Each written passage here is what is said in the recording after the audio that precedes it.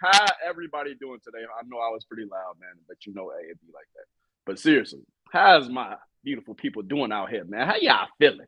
Hey, I know you read the title. I know you read the description. Hey, today we got a jam-packed episode for you. And that boy, hey, they call him the boogeyman. He finally responded. He's back. Boogeyman. They said he outside. The boogeyman. They said he here and he won't smoke. So, hey, if you don't know, that boy Kendrick, he just dropped Euphoria. You feel me? And, hey, he coming at Drake Head. All right? But before we go ahead dive into it, before we get into it, I know who you see. Do I got to introduce him? Hey, the man, the myth, the legend. His name, and he go back. Big Cheese on Roadie. What's up, my guy? What's good, man? How you doing out there? How you doing, man? How you fantastic. Doing? Hey, life good? Life good? You're doing well out there? Life is great. It's a beautiful day here in Indiana state capital. 80 degrees, 75, partly cloudy, slight breeze. He said 80 degrees. Slight breeze. It was a slight breeze today in the hood, my guy. Yes, sir, man. It's a beautiful day out here. Okay, no complaints, man. That's a blessing, man. I'm happy to hear everything going good, man. I'm happy to hear life is good. I'm happy to hear you doing good, my guy. But, hey, let's go ahead and get straight into it, man. That boy Kendrick, Kendrick Lamar has finally responded to Drake. So if you don't know, man, what's been going on in hip-hop lately, hey, it's been on fire. Everybody dissing everybody. You got Quavo dissing Chris Brown. You got Drizzy and Kendrick going back at it. You got J. Cole dissing people, but then he backing out. He pleading the fifth. You feel me? So it's a lot of stuff going on right now in hip-hop. But specifically, that boy Kendrick Lamar, he just sent them shots back at Drizzy. What's your take on it, man? What did you think when you first saw the diss work and when you first heard it? And, hey, are you any much surprised by what Kendrick said and the angle he shot at? No, actually, Kendrick took a lot of angles, and honestly, I still need time to sit down and just listen to the song on repeat. That's right. And I'm not surprised he dropped on Tuesday. Like, that wasn't surprising. It was surprising that everybody else was surprising, mostly because albums used to come out on Tuesday, back when it was still CDs. And then I believe Tuesday That's a great point. It's like the symbol for like the day of war. I could be reaching on that, so that could be some kind of symbolism. But no, I'm not surprised he got today. I thought he did a really good job. I think he had a very level-headed tone throughout the whole song, which I liked. I liked a lot. It's like, hold on. So you like that he calm and he back. He trying to play chess with it. So he was like rapping at him when to start the song. I'm rapping at you sitting back in my chair. It's like this not even serious yet. It felt like Kendrick was jogging on the track. Like, I'm just jogging right now. I'm showing you what I can do, where I can take it.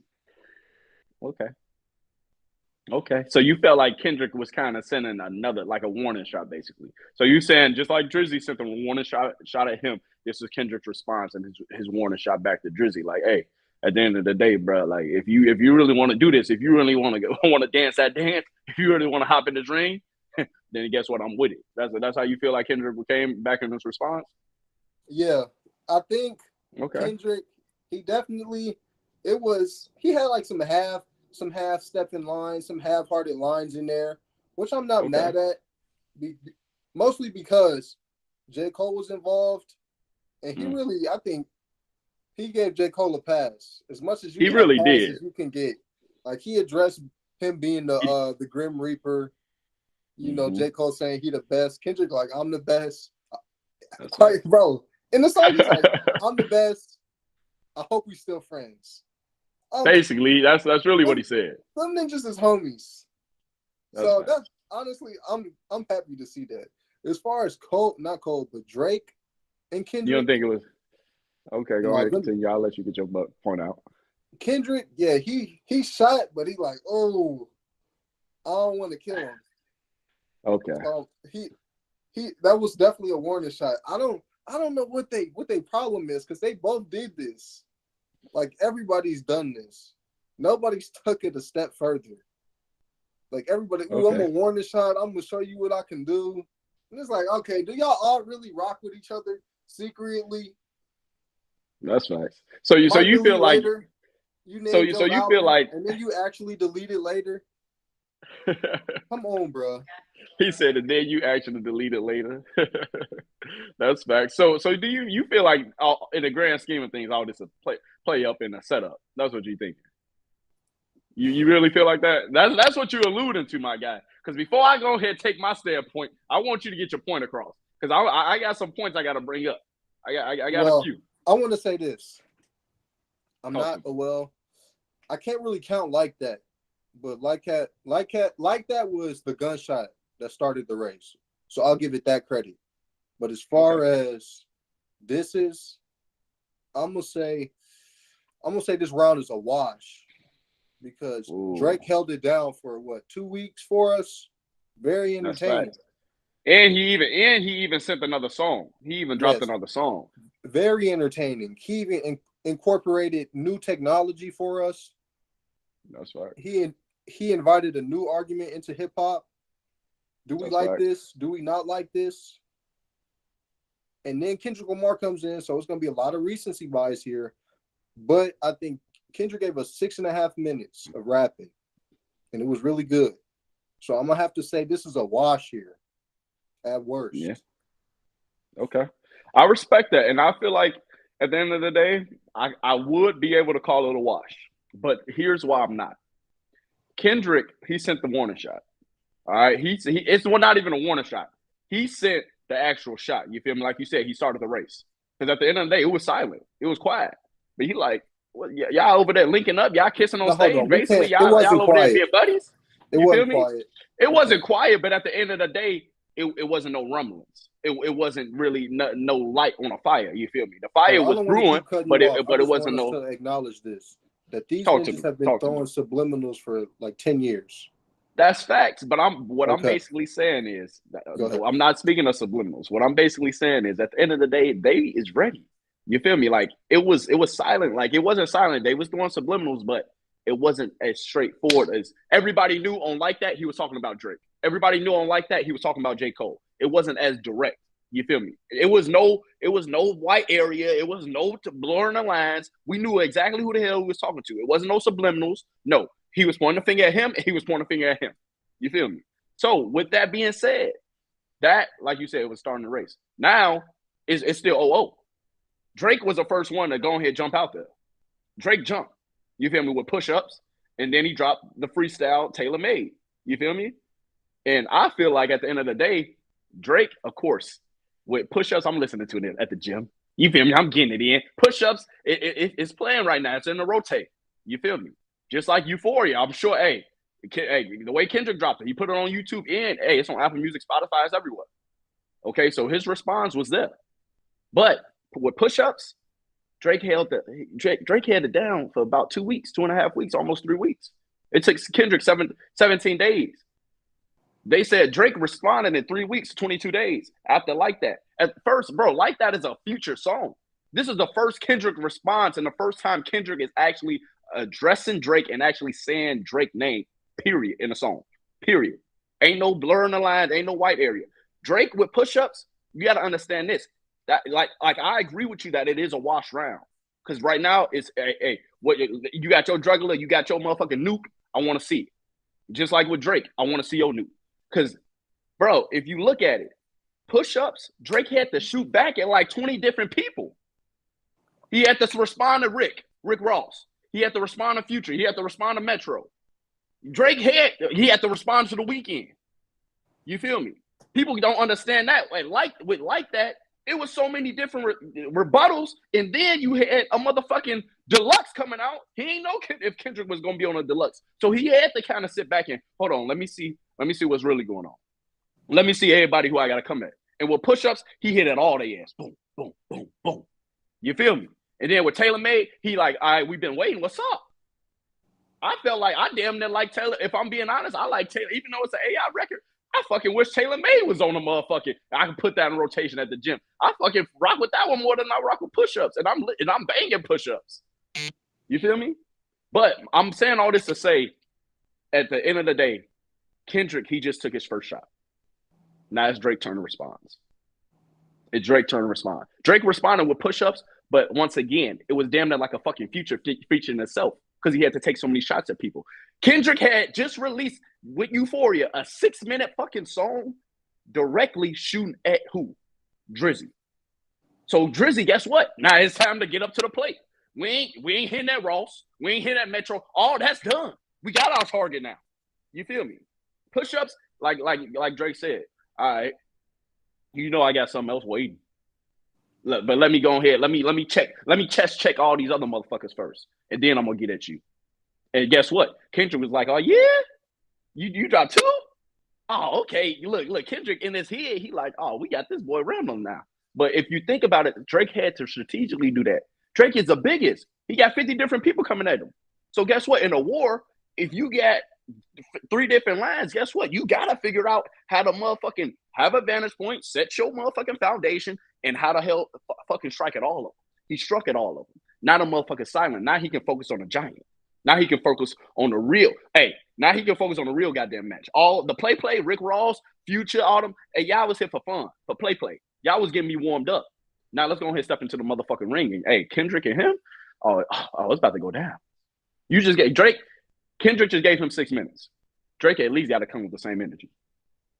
That's my point, and I agree with you. At the end of the day, to sum it up, it is a wash for the first round. But now it's not no first round no more because Kendrick responded with like that. Drake response to like that was push-ups. Think about it. Well, he had to shoot at everybody.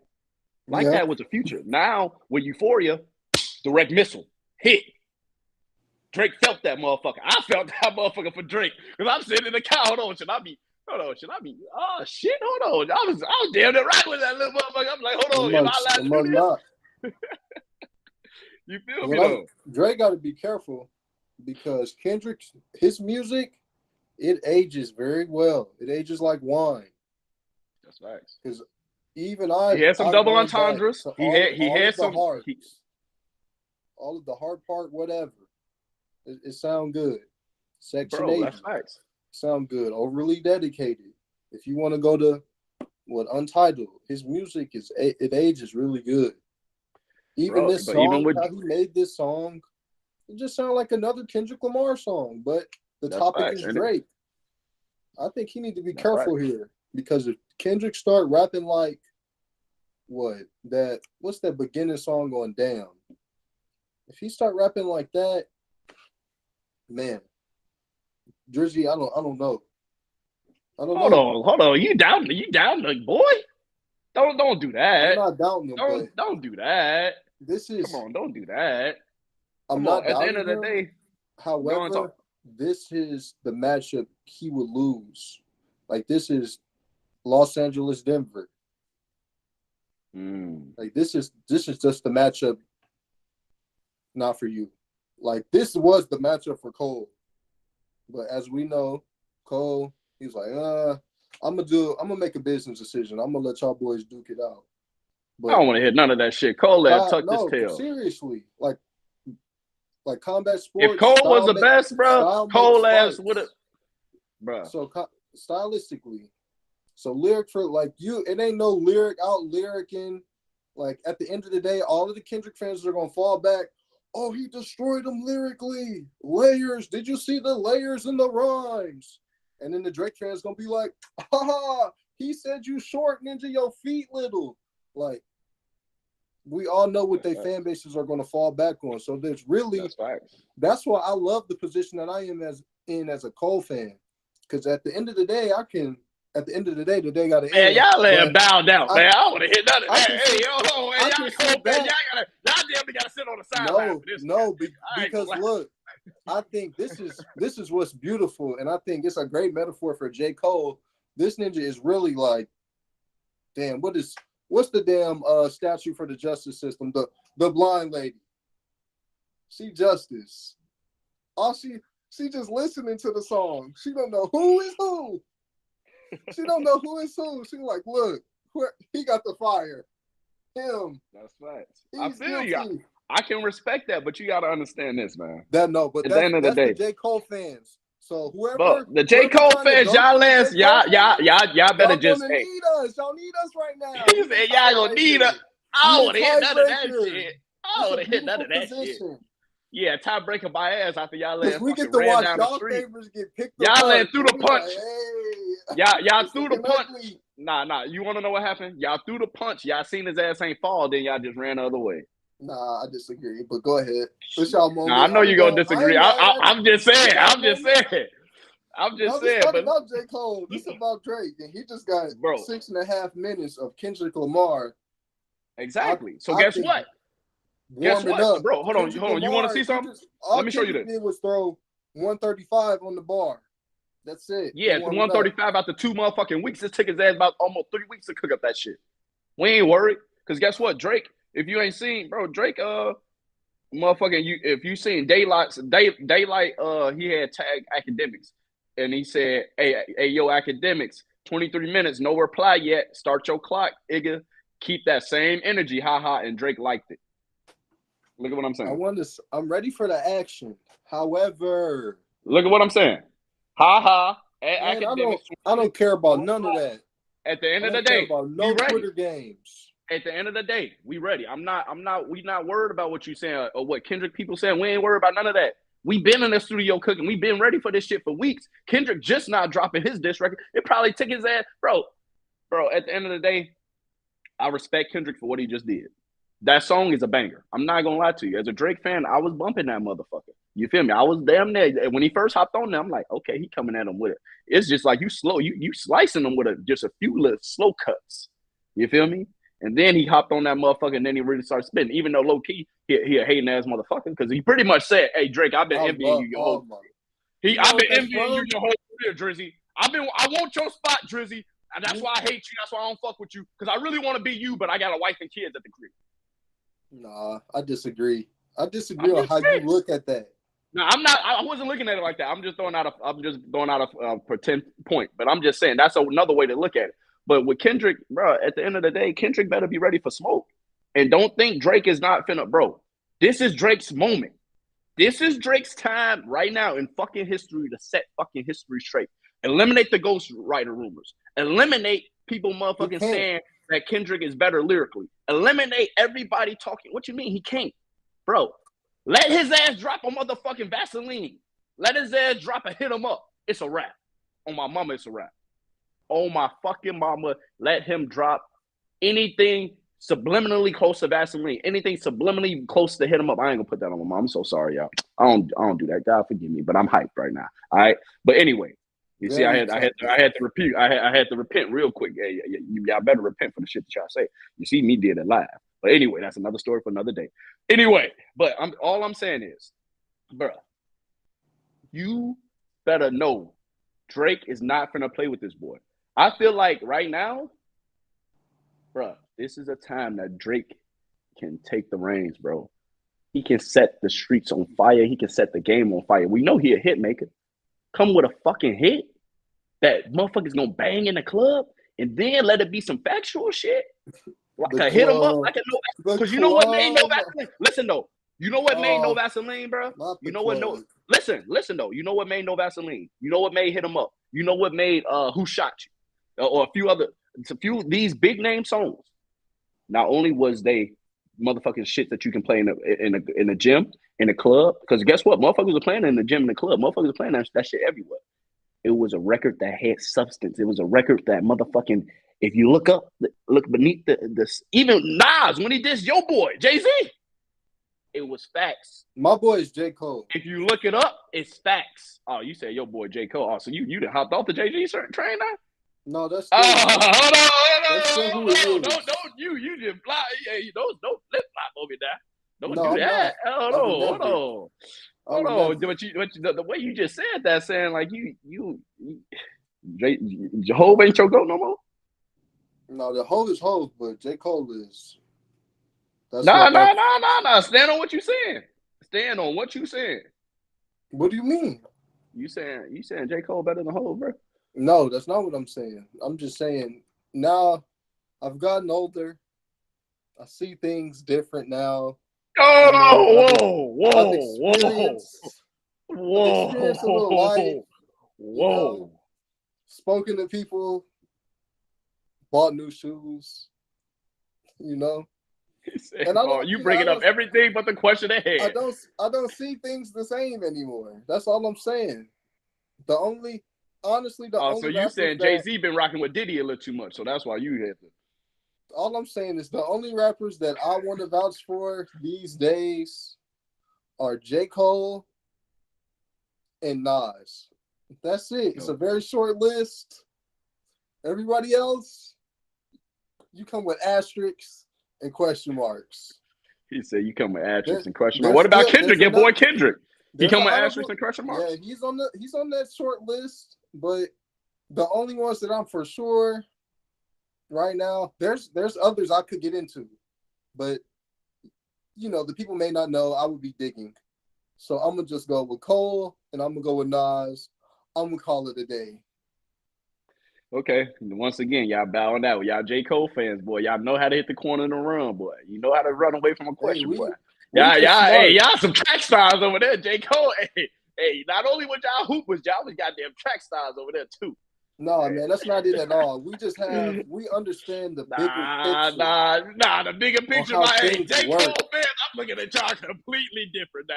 Because, that's okay. Hey, bruh. J. Cole did did something to y'all, boy. Historically, we've always been laughed at. We've always thought that his music wasn't no good. And it's like, hey, if y'all don't get it, it's not for y'all. Man, you singing a goddamn different tune, boy. Hey. This guy. Hey, I don't know. Hey, I know you. I've been knowing you for a minute, and you hopping on this J. Cole. You right. I'm gonna let you live. You right. I'm gonna let your J. Cole, Jay-Z. You said Nas and J. Cole. I'm gonna let you live. I respect it. You feel me? My guy got an asterisk. You put in front of me. I got you. I respect it, man. At the end of the day, bro, the moral of the story is this is going to be a hell of a fucking war, bro. This is going to be a hell of a fucking war. And I am here for it. I'm not going to lie. When I heard that diss track, bro, I was damn near screaming, boy, and then I played push-ups, and then I played Taylor May. I'm like, oh, yeah, this is what hip-hop is about. This is history in the making. This right here, we're going to be talking about this for years, decades. You feel me? Like, we living through history right now. You feel me? It's just like when we watching sports. Just like right, angle, this is it. My favorite angle in this beef so far is the Taylor Swift is your new top. That's hilarious to me, bro. You don't think Taylor Swift owned a little bit of that? But still, Kendrick, he made it a wash that easy with 6 minutes. Right. He did make it a wash. How many times he switched the beat? 2 or 3 times. He did switch the beat 2 or 3 times, but that first beat, I was feeling it. That second beat, but he flowed on it. That third beat was interesting, but he was flowing though. Look, he was flowing. Know what he didn't do? Talk to me. He didn't really get into his funny voice bag. When he started changing the voice and he started talking like, that's facts. And then he started talking like Mickey Mouse. But if you really think about it, even with him watching this first round, if we bring it back up the lyrics, bro, and the angles that he took, bro, at the end of the day, he low-key ain't say nothing new, bro. He said the same shit that motherfuckers been saying about Drake. He just said it. Okay, so what did Drake say something new about Kendrick? Come on. That's silly. That's facts. I'm just going at the obvious, though. So you going to hold that against Kendrick and not Drake? No, I'm not holding it against Kendrick. That's why I'm saying it's 0-0. Nobody won. It's right now. It's 0-0. Kendrick, all he did by releasing is saying, "Hey, I bet I won't smoke." He got in the ring. Guess what? The fight about to start. That's all he did. He took the shots. You know who won for real? Go ahead, talk to me. Chris Brown, Quavo. You said Chris Brown and Quavo. Why you think Chris Brown and Quavo? Because they was getting active. Like they was trying to take each other out first. You seen what that's facts. That's facts. They definitely was trying to take each other out first round. You seen what Chris Brown did to Quavo at the show? I heard he bought his tickets. He bought all his tickets. Bro, bought all them goddamn tickets. It was probably like maybe a little bit of the flow crowd and then the whole arena empty. Man, empty. I would have did a meet and greet just for whoever On my was there. mama, what? Hey, no pictures getting taken. Hey, concert in the back. Hey, you better come to the club tonight if you want to see me perform. Bro, It's a wrap. I'm gonna look at I'm Quavo. I look at my manager, whoever there, the promoter. I said, "Hey, we all got paid. Bet, team on 3. 1, 2, 3. Team. Hey, you was not lying. I'm going to the club. You was not lying, man. You was not lying. All right, man. It do look crazy though, because if Chris Brown, because Quavo couldn't do the same thing, he couldn't buy out no Chris Brown concert. Chris Brown doing arenas. He doing arenas. That's a lot of cheese. Nah, don't get me wrong. It looked like Quavo. He had a little arena. It was like a little. It was a little. I think it was maybe a college stadium or something like that. It wasn't no, because Quavo ain't doing no arenas by himself. I know, bro. Chris Brown, he wanted a few artists that go do arena tours. That's facts. Cause his name, bro. He got that, bro. He got the catalog. He can perform, bro. He can perform hits for the past literally 2 decades. It's such a shame, man. He was my generation's or our generation's Michael Jackson. Or he was supposed to be equivalent. He was supposed to be, but man, I ain't gonna get into nobody's personal life. But he still is, but it would never be the same, bro. Ever with Rihanna, with his off the field issues in personal life that that he indulged. That's what I gotta say. I gotta say off the field, because I'm not gonna get into what my man's be doing. But it's evident. I mean, it's off the field, off the mic. God damn it, his off the mic activities. So you talking about? I had to, bro. But hey, let's move on, man. Let's switch gears, man. But hey, who you got, man? Blow for blow, pound for pound. Before we move on, you got Kendrick, or you rocking Team Drake? Or you ain't got no dog in the fight. You just observing. You just man. I'm a spectator. I'm in the Coliseum. Okay, you in the Coliseum? Fans, we up here with J. Cole. Hold on. We all hanging out. You see, that's an OVO jersey back there. That's an OVO jersey back there. So you know who I'm riding with. Stop playing with me. Stop playing with me. Look, we get to enjoy the music. Yeah, I can, because y'all lads didn't want no smoke. Now you got to scramble your brain to try to come up with excuses. Bro, ain't no excuses. Ain't no excuses. I promise you. You've already given Drake, you've already given excuses. Drake has, bro, what excuses? I'm just telling you that the playing field now is even. You've been trying to minimize Kendrick Lamar's record this whole time. Bro, at the end of the day, Kendrick Lamar, his record, period, at the end of the day, exactly what it was him saying, I'm ready to fight. Period. Drake had to crawl, damn near get his ass crawling outside. That boy wanted to stay in the house. The fuck? Come on, bro. I don't want to hear none of that. Nah. Bro, he was about to stay his ass in the house. I promise you he was. He was about to stay in the house. I promise you he was going to stay in the house. Okay. Drake, all right. Bro, Drake in hip-hop, period, got his ass outside. Kendrick jumps on like that. Drake says nothing.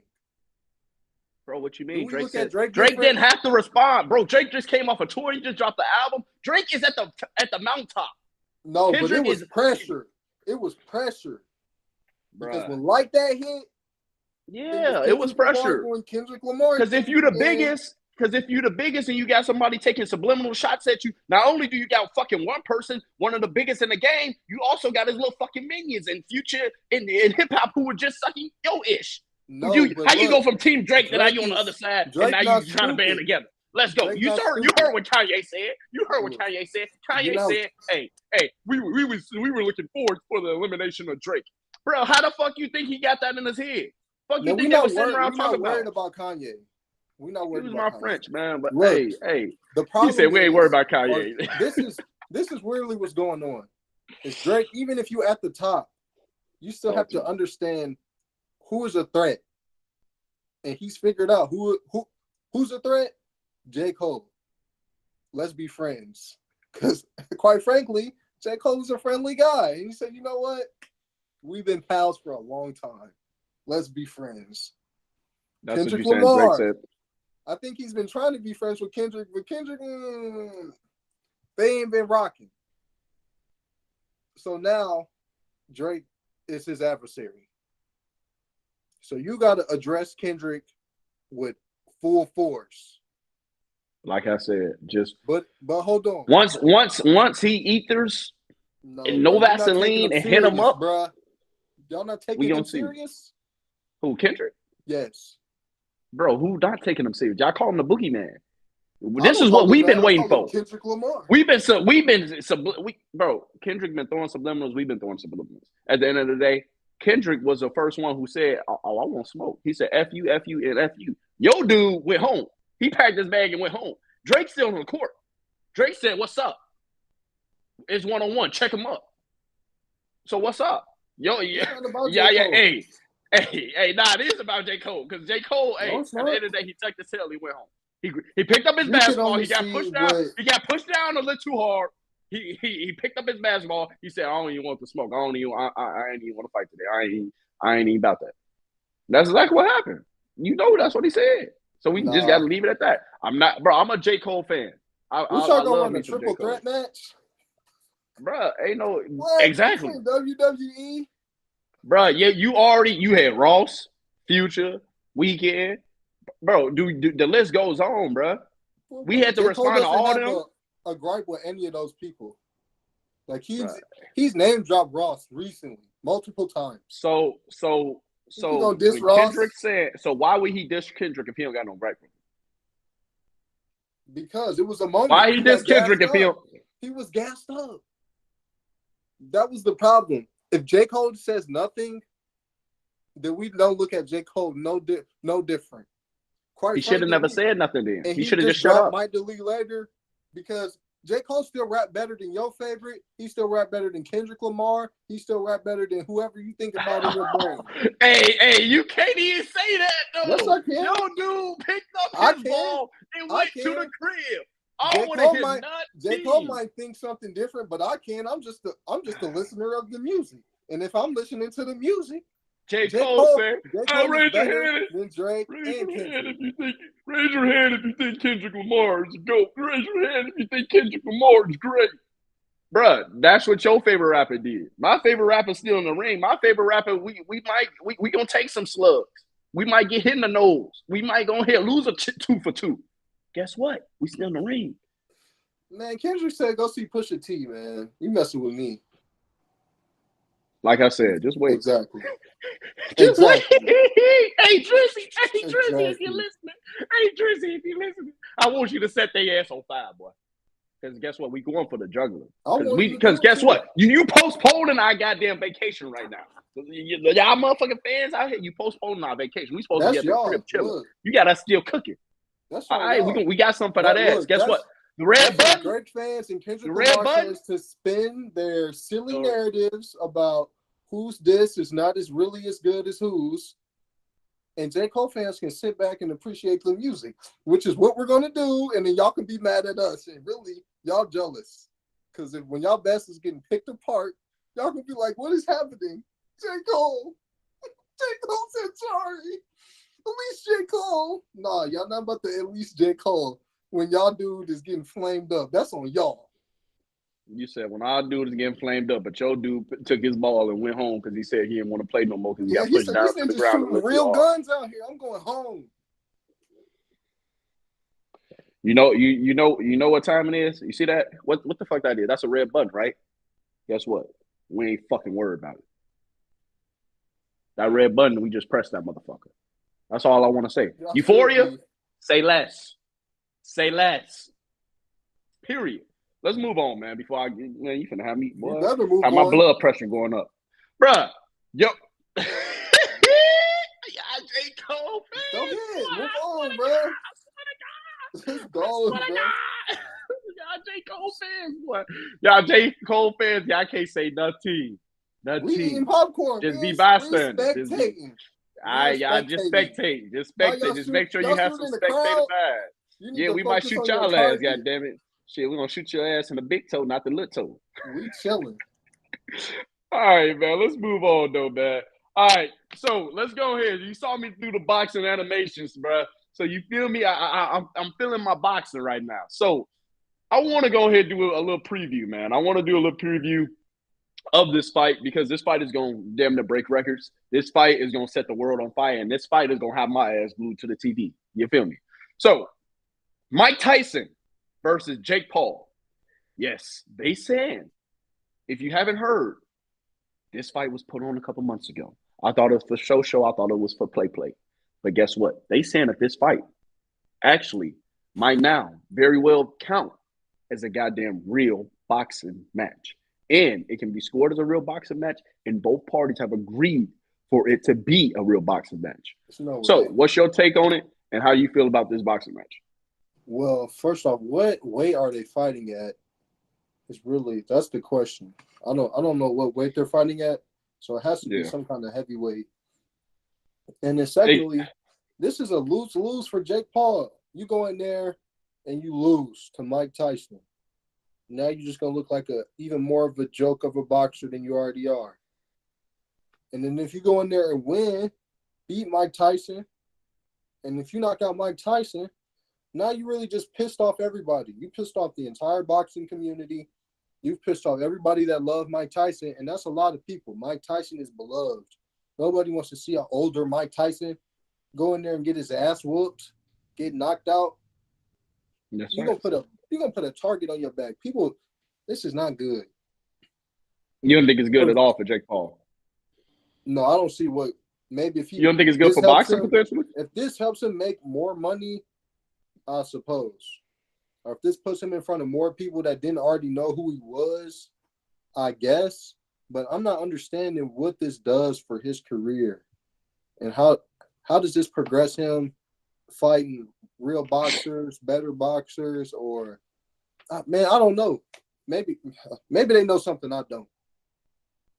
Okay, I need to get paid. Is Mike Tyson broke? Hell no. He's got dispensaries. He got Mike Tyson is well paid now. He living just fine. Trust me. Even with this podcast, that boy Mike Tyson, he is living his best life. But you make a good point though.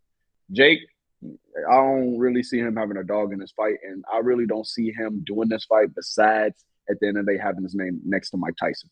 That's it. His name after this fight will forever be etched next to Mike Tyson, regardless if it's an exhibition, regardless if it's just for play. At the end of the day, he will be more known for going against Mike Tyson in this fight, whether it win, lose, or draw. And at the end of the day, if he get knocked out, everybody gonna be clowning. I'm saying you got knocked out by a 40-year-old Mike Tyson. If he knock out Mike Tyson, like you said, he is gonna have a target on his back. If he go in here and he do that to Mike, he gonna have a target on his back for the rest of his life and the rest of his career. Period. In boxing, guess what? Everybody going to fight. Everybody. And there's going to be that one fighter who he come against. People already want to fight this dude. That's facts. And I feel like, bro, at the end of the day, I pray, like real talk on some real ish, that this is a real fight. I pray that they is dead serious. I know it's not. But a guy can dream and hope, you feel me? And my dreams are dreams. I really want to see what Mike Tyson still got left in the tank. And I want to see Mike Tyson knock his ass out in the first fucking round. I want to see back in the day when they talk about Mike Tyson just hopping in the ring, hey, you flip on the camera, you late to get into your seat, motherfucker, the fight already over. I want to see that. I want to see the legend behind Mike Tyson. I want to see damn near him have a motherfucking resurgence from back in the day where he, bow! Damn, boy, that was like 30 seconds. What the Bro, it's like asking Mike to come back and drop 30 real quick. Hey, it's possible. No, it's not. Not in NBA. Bruh, I don't care what nobody say. We ain't seen no highlights of Mike still shooting or still in the gym. But guess what? We didn't see highlights of that boy Mike Tyson. Boy, I would not even, bro. Whoever the dude holding them gloves and got that little check, I can't even say the word of it. But the dude who holding the gloves, the punching pad. The dude who holding the gloves and got that punching pad, boy, I would not want to be him with a 50-something-year-old Mike Tyson. Damn, near 60. At the end of the day, Mike Tyson over there lacing them boys. Boy, what? I would not, even for play, I would not get in the ring with Mike Tyson. I promise you couldn't pay enough money. If you're a pro boxer, then wouldn't you feel relatively like you could take this guy, especially if you're half his age? That's true. And that's how Jake Paul feels. And to be honest with you, I don't even know how the hell a fight like this will even come about. But they both going to get paid from it. They both, like I said, this fight finna break records. This fight is literally finna have everybody on their seat and their toes. Everybody finna bet on it. This fight finna have a lot of people losing money and a lot of people winning money. Period. You know, it's a money grab, if we're being honest. But at the same time, neither one of these dudes need money. The odds right now, I don't know the odds right now. That is a great question, though. Man, that is a great question. Trash odds, probably. Bro, you know it is. And the reason I want to talk about it, because I wanted to just see your opinion on it, bro. And I really, like in my heart of hearts, like I said, I want to see a resurgence from Mike Tyson. I want to see him go in this ring and not play with this little boy. And they is fighting as heavyweights. Bro, I believe he can have a blast from the past. Because, bro, if you seen this man train, bro, I don't care what nobody says. He still look like he got that demon in him. He still look like he got that dog in him. You feel me? I understand you don't want it to happen, but at the end of the day, Mike Tyson is Mike Tyson, bro. You at the end of the day, it ain't going. You feel me? He is a one of a kind. He's a legend for a reason. He is beloved for a reason. He is feared or was feared for a goddamn reason. You feel me? At the end of the day, it's still him. So I just want it to be a real fight. I just want him to really, like I said, he might get in there, and activate the go back to the Mike Tyson that bit off. Hey, what's the name? Evander Holyfield. Yeah, I was going to say Holyfield, but I didn't want to butcher it and get it wrong, because I was thinking Bugs would have been on my boy if I would have said somebody else. But yeah, he might go ahead and flip that script and be like, boy, what the got me in this? Like I'm telling you, boy. I'm telling you, bro, you got to understand how many fights he's been in. It is silly. It is silly, but, bro, at the end of the day, hey, I'm going to pay for it. Well, no, I'm lying. I got the maps, boy. I got them streaming services, boy. I'm lying, boy. Hey, we bootlegging. You already know. Hey, for way, way back, we still bootlegging everything. NBA games, motherfucking movies. Hey, if you need the plug, just comment down below, and I'm gonna hook you up. All right, we got you. You feel me? We don't pay for none of that stuff anymore. You shouldn't either. But if you want to support me, y'all gonna expose my link. Y'all gonna expose the good link. So y'all gonna expose my link. We can't give out the sauce. Sorry. They gonna report the sites, bro. They gonna keep sharing it, and it's gonna get hit with the copyright. Oh man, he said it's gonna get hit with the copyright. I hope not, bro.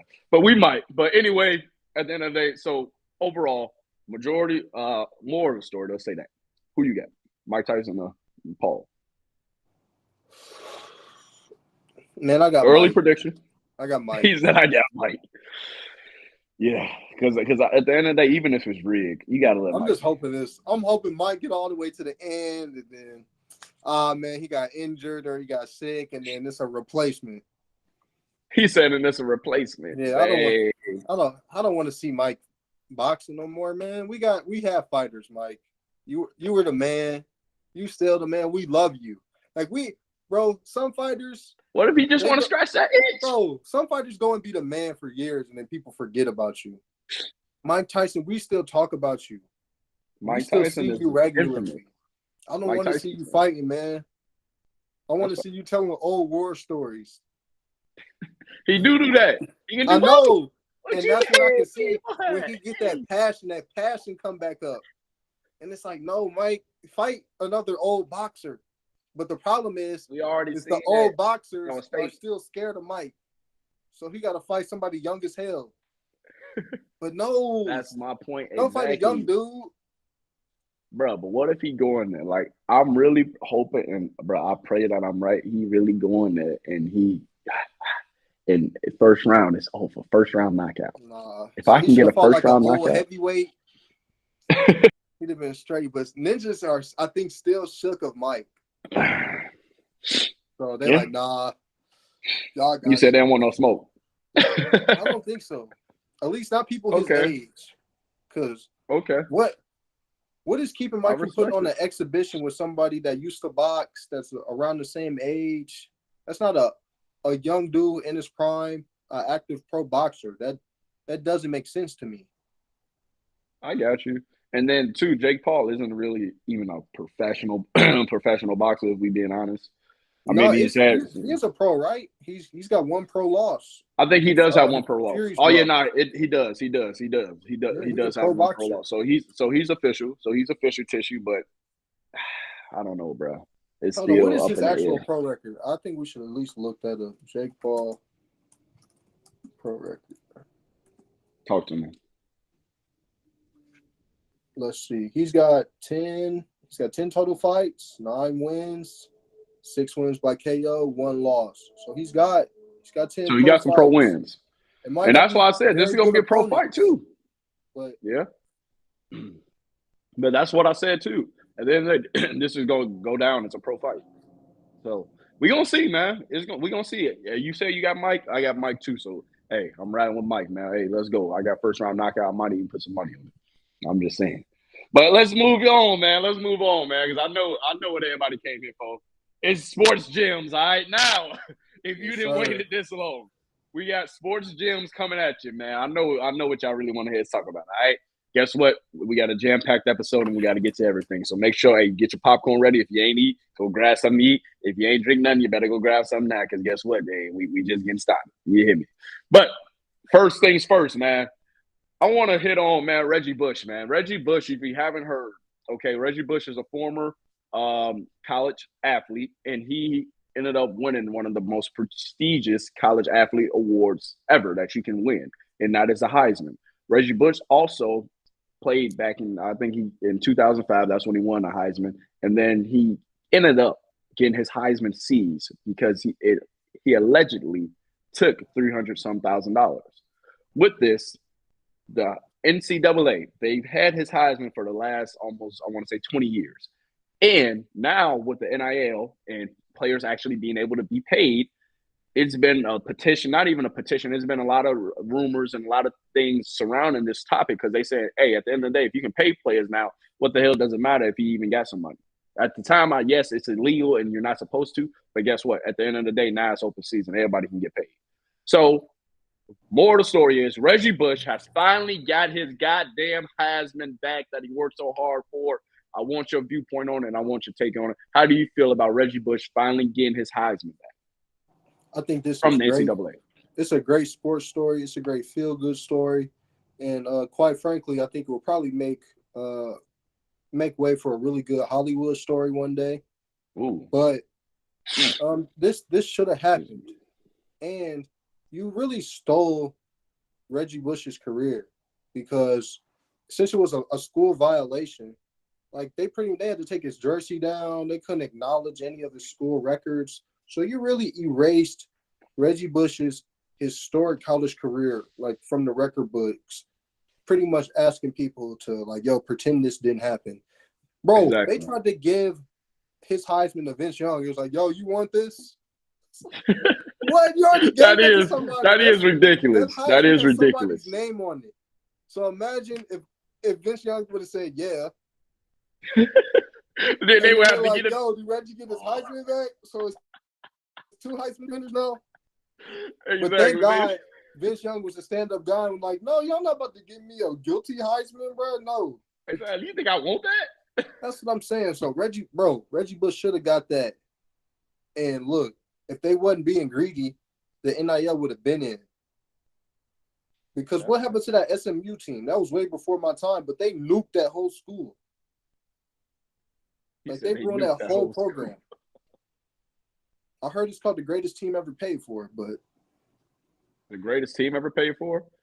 SMU? SMU. I mean, yeah. They had Eric Dickerson. Oh, you right with them. That team. Yeah, them one of them boys. I did hear a lot about it. Of course, that's before our time, but it was a lot surrounding that. It was a lot surrounding that team and that school. That is crazy that you bring that up. But yeah, the NCAA is run on gluttony and greed. Bro, that's facts. This is why it's taking so long for the NIL to come. That's facts. Because they're collecting all the money. And this is why the college football playoff is expanding. Because the college football playoff is trying to match March Madness. They're trying to make $1 billion tournament because of this NIL. That's facts. Because they like at the end of the day, and then too, they like at the end of the day, we're losing money now. But you've been making all this money for years and years, decades on decades. You ain't losing nothing at the end of the day. At the end of the day, you gaining a lot from actually you doing what's right, you paying these players, and at the end of the day, bro, it's long overdue. These players deserve to be paid. It's a great They've been amateur. You've been making millions, if not billions. Billions, if we're being honest. They've made billions of dollars. Think about the system. Because if you go from you can't go from high school to the NFL. You need a program. You're too young in football. It's like an 18-year-old cannot compete against a grown man. He's not ready. Because football is more than a contact. I hate when people call it a contact sport. Football is a violent, physical sport. That's fact. Like And very much mental as well. Like we are supposed to be violent. And when you are more violent, you are rewarded for it. Because you're just a better football player. That's facts. I agree. That's a great point, man. That's a great point. And with him getting his Heisman back, man, and moral of the story is, man, I respect the NCAA for doing this. They've been robbing players and they've been doing it their way for a very long time. And it's about time that, our generation stood up and they have stand up, or they have stood up. They have stood up, and at the end of the day, they taking it around with it. Because they ruining the game. That's at least something that's like, look, we can. Let's do what's right. Heisman. And even Johnny Manziel, if people didn't hear it, Johnny Manziel actually went on Undisputed, and he went on to a few different interviews, even with Club Shay Shay and Shannon Sharp, SOU. He went on there and he said, I'm not going back to any Heisman stuff until y'all give Reggie Bush his trophy back.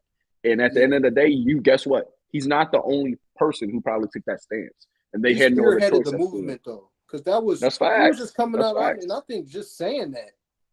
Like, yo, Reggie Bush, he should get his Heisman. Like, he was just giving that up. Nobody was pulling that out of him.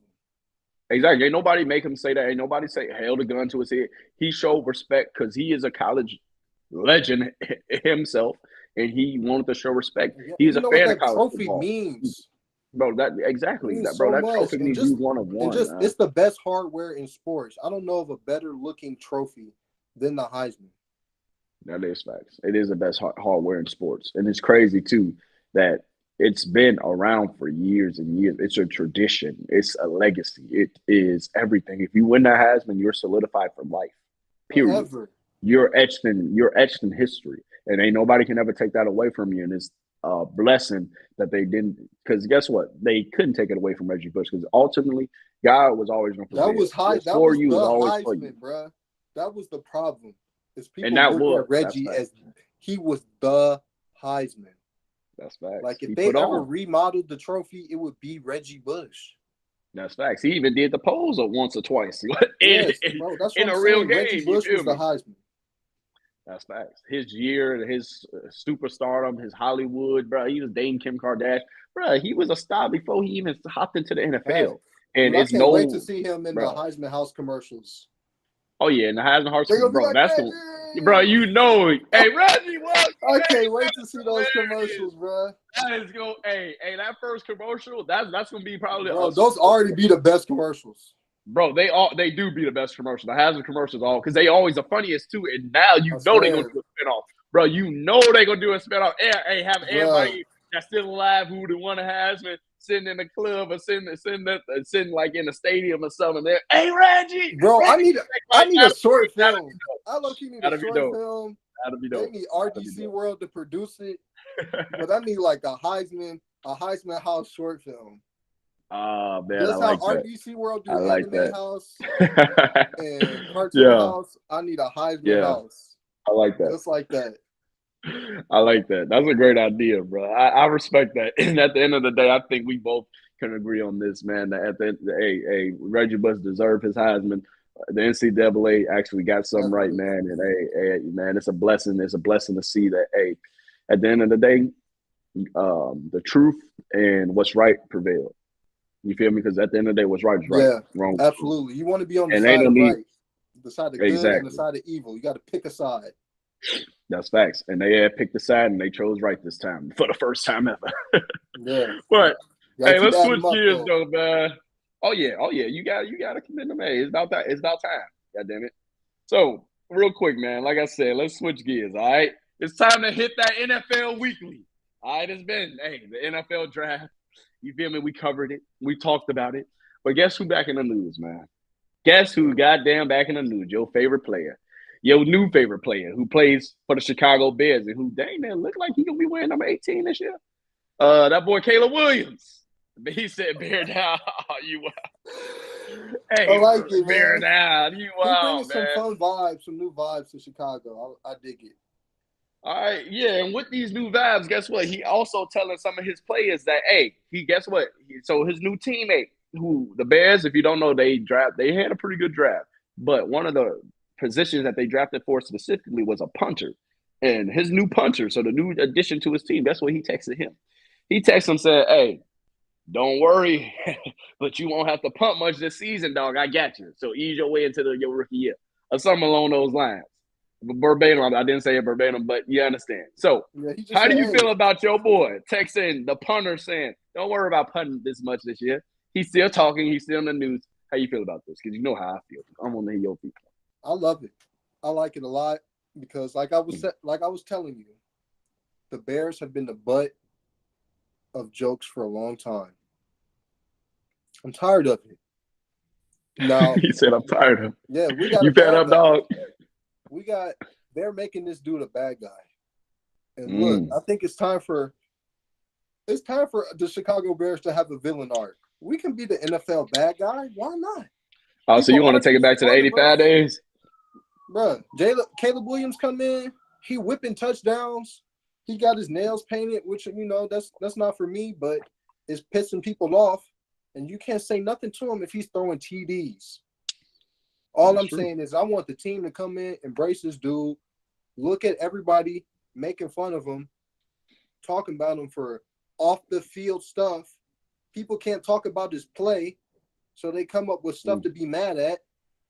I want the team to embrace that, and you say, you know what? Let's go ball for this dude. Because he's giving the team some new life. And everybody they're just poking fun. Even though, look, he is doing some things that I wish he wouldn't do. But I want him to embrace the role as I think a troll. I think he's trolling. And when he come out here this rookie year and he light their ass up, people going to be real quiet about it. Go ahead. Okay. You said a lot of good things. That's at least sounded good.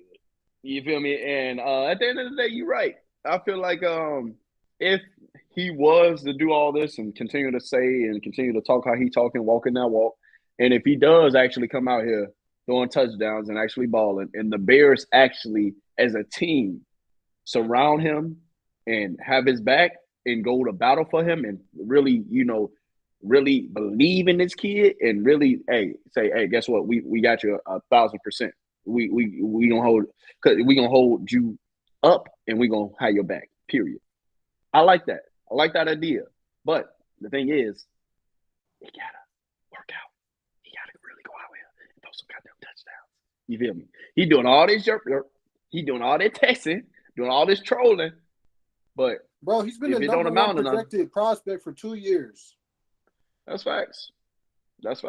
He's been There's been a few players like that. There's been a few players like that in the history. Andrew Luck. What is the problem? Did Andrew Luck talk like this? Nope. Did who else the number one pick? Did Joe Burrow talk like this? A little bit, but not really. He ain't really talk, but his actions. Like that and played the way they played, would it make up for it? That's facts. But he ain't touched the field yet. That's the point. That means he know he good. He better. Hey, at the end of the day, he cashing a lot of checks right now. Let's just make sure they go through. Let's just make sure come Monday when I go ahead and check my bank account, that them checks in my bank account. You feel me? He is a top pick. And like I said, if the Bears really rally around him, and if they really, galvanize around him, and if he really lifts this franchise up like we expected him to do, and like we all want him to do, then I'm gonna shut up. Guess what? Hey, my Bears hat, I'm gonna go ahead and put it right back on. That Caleb Williams jersey, I might not give me one of them, but I'm gonna give me a jersey. Caleb Williams jersey? Hell no, I ain't gonna lie to you. I would probably never, but I'm capping because I'm capping. I might one day. You feel me? If he deserves it, you feel me? If he really doing what he so-called proclaiming he gonna do, you feel me? I'm gonna go ahead and be down. But my thing is though with Caleb Williams, hey, it's time to put up or shut up. It's time. They gave you in the draft. They suited you. They got a couple of offensive linemen. They got you another wide receiver, another heavyweight wide receiver at that. So ain't no excuses. The offense is stacked. This is the most stacked offense on paper that we've ever seen. Yes, it's rookie year, but I don't want to hear that. Year. The way he talking, he better be rookie of the year. The way he talking, he better throw at least 20-some touchdowns. The way he talking, he better – hey, the way he talking, he do got some expectations. Don't do that.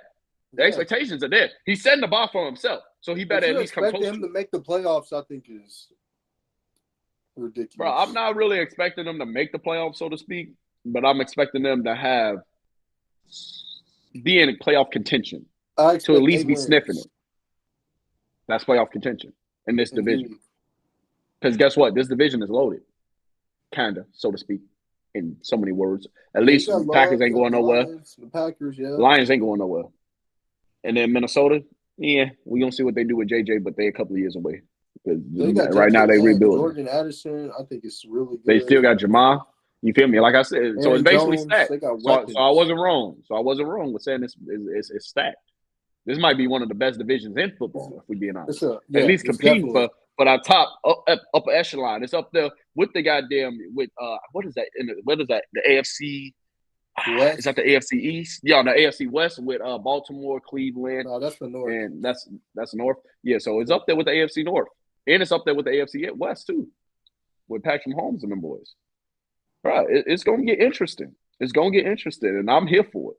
You feel me? Caleb Williams, at the end of the day, like I said, I'm rooting for you, my guy. But you're cashing a lot of checks right now. You feel me? Hey, that first deposit ain't hit yet. So let's go ahead and see what you can do. I respect it. Yeah, you texting a punter, you letting them know, hey, don't even worry about it this year. You putting a lot on your back, young man. Hey, Everybody get your final jokes in now. Get y'all jokes in because it's over. He said, done. Hey, you said the friend. So let me ask you this. Hostile takeover. Let me ask you this. How many years are you giving Caleb Williams then to prove his worth and to get us to the playoffs? We'll probably be in the playoffs in his sophomore season for sure. Okay, you going on record? 2 years, we in the playoffs. 4 years, Super Bowl, baby. Hey, we go it's to over the now, we good. Them dark days. You said the dark days behind us, bro. You said it's a new era, a new age. What's it like? Welcome to Chicago. Can't relate. Can't relate. Hey, we go into this shit, what? We go into this shit, what? Y'all don't got no receivers?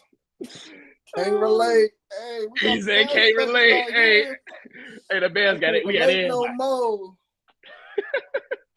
He said we was once down bad and out, but guess what? We sitting on top now. Back then you didn't know me. Now hey, bad then you did woman. Now my day all on me. Bad then they did. Whoa, yeah, okay.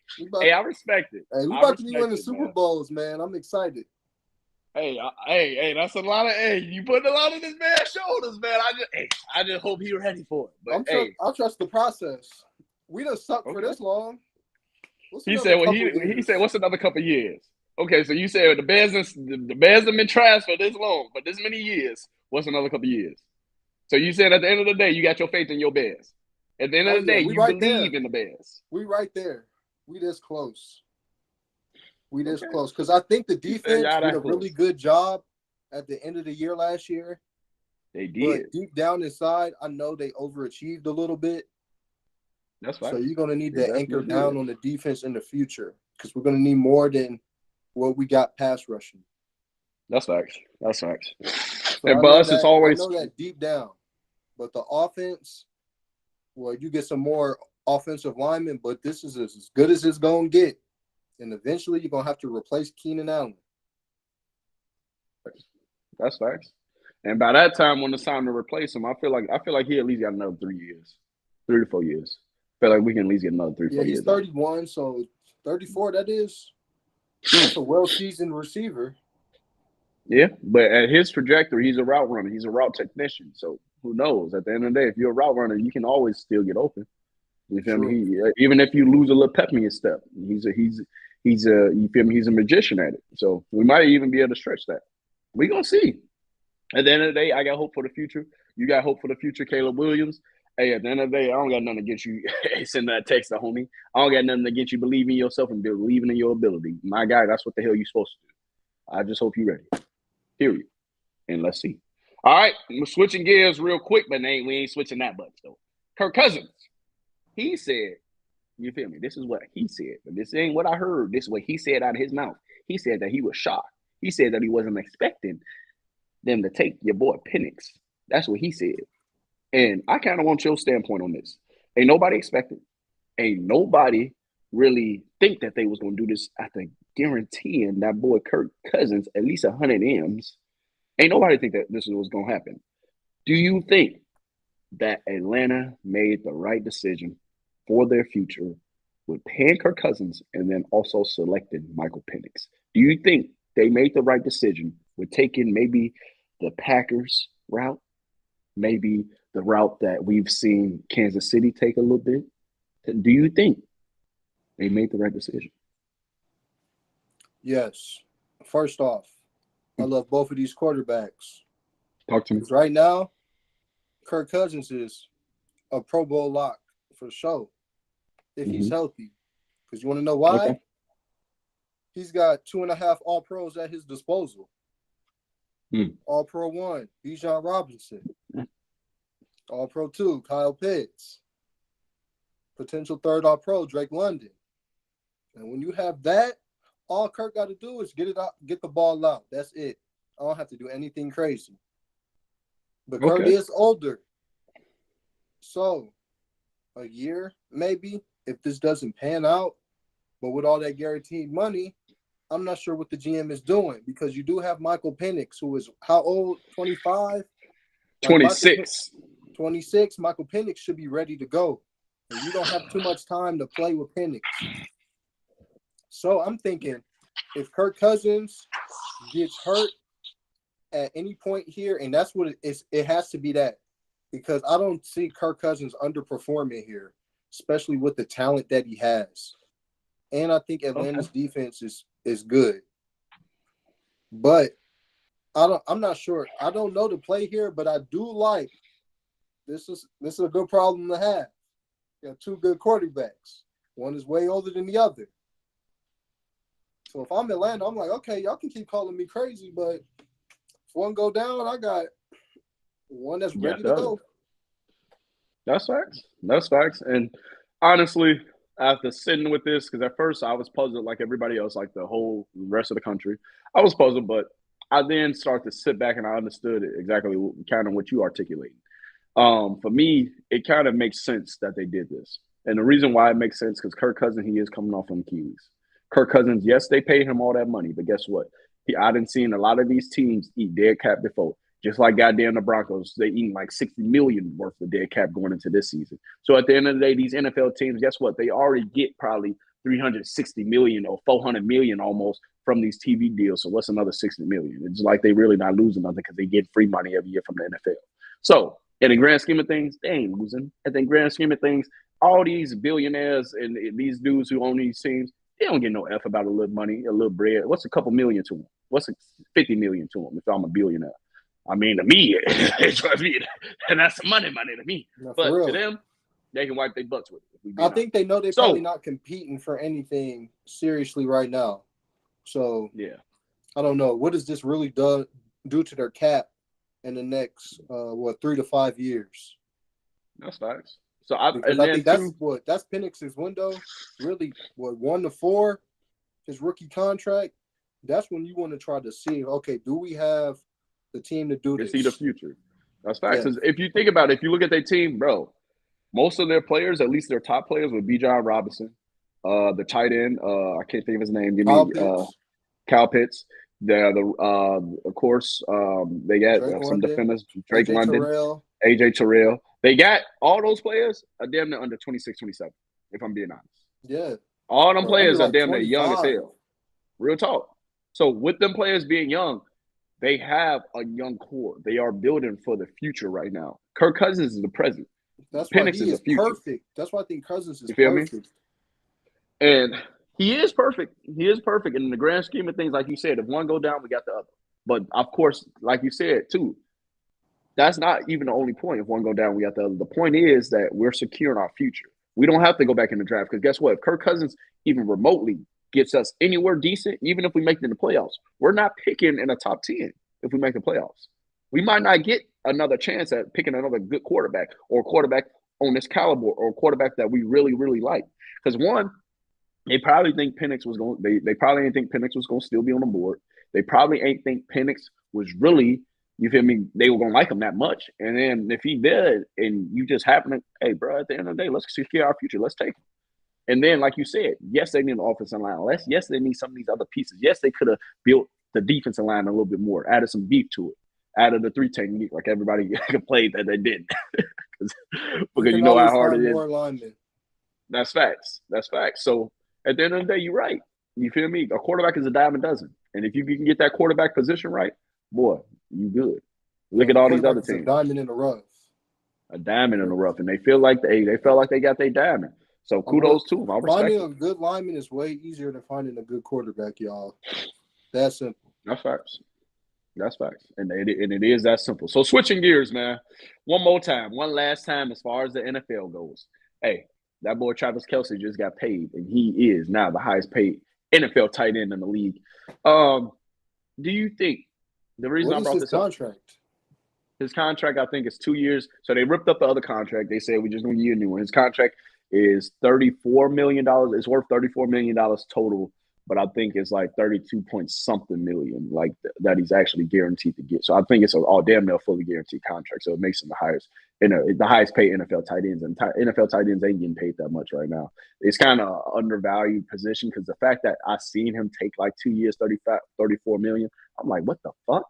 Dude, Travis Kelce is like 36, man, 35. He is 36, 35. So he is up there, but he's already a legend. He's already good. I feel like he damn near 40-something M's, closer to 50, if I'm being honest. But you're right, he is up there in age. That's something that I didn't take into effect, and that's something that I didn't characterize in. But he hasn't had no drop off in his game. That's the only reason why I ain't taking into account. Because he hasn't had no drop off. He's been consistent. He's damn near finna go down as the best tight end in the history of the NFL, postseason and regular season. You feel me? He has that statue. So to be honest with you, you're right. And it's a team-friendly deal. It is fully guaranteed, I believe. Because if not, I would have got me effed up. But he is the highest paid NFL tight end. Moral story is, with them securing him for another couple of years, do you really think that they can repeat and they can get another championship with Travis Kelce? Yes. They still have the best player in football, Patrick Mahomes. They've restocked on receiver. I think Hollywood is going to have a huge year this year. They drafted Xavier Worthy, who's got equivalent speed, and they still got. Boy, they're trying to get another Tyreek with him. That's what I'm saying. And they still got Travis Kelce. They still have Pacheco. Pacheco. Yeah, Pacheco is nice. Hey, they is nice. Like, so you saying they 3-peating? Yep. I need to hear you say it. You said, yep. Oh, yes, sir. Patrick Mahomes, he gonna do it again. 3-peat? Yeah. A 3-peat. 3-peat. You heard it here first. They tag 3 times. So they're gonna be so they're gonna go down as history. So they're gonna be up there with the Pats. They're gonna be up there with these other legendary teams. You saying? Dude, Patrick Mahomes is one of the greatest athletes we've ever seen in our viewing area. He's going to go down with LeBron, Kobe, Tom Brady. You saying this correctly? That's Patrick Mahomes. Like, you have to compare him with people across other sports. That's how good he is. So, yes, until further notice, I'm going to just bet on the best player. Okay. I respect that. My rebuttal to that is I've never really believed in their defense. But their defense always holds up. And at the end of the day, like you said, if you got the best player in football and Patrick Mahomes, then you can never be counted out. So you're all right in those few, I guess, points that I've given you. But you got to look at the flip side. Travis Kelce. It is a chance that he could, get a little hindrance. There is a chance that this team could be a little injury prone. You feel me? They could go through some injuries because that's the thing. They've been fortunate enough to not really have no major injuries come playoffs. They usually, around playoff time, they usually fully loaded. Besides maybe a couple years ago when they had the offensive line that was really injured when they lost the Super Bowl, they had a couple of missing pieces. But most of the time, they're relatively healthy.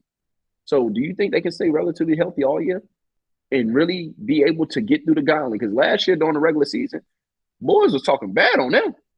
boys were saying they was looking like who would have win. But of course, we won't play for the regular season. We play for the postseason. Yes. So that's because people are fickle and they're prisoners of the moment. They only see what's in front of them, and they don't understand. Let me step back and have a macro view of things sometimes.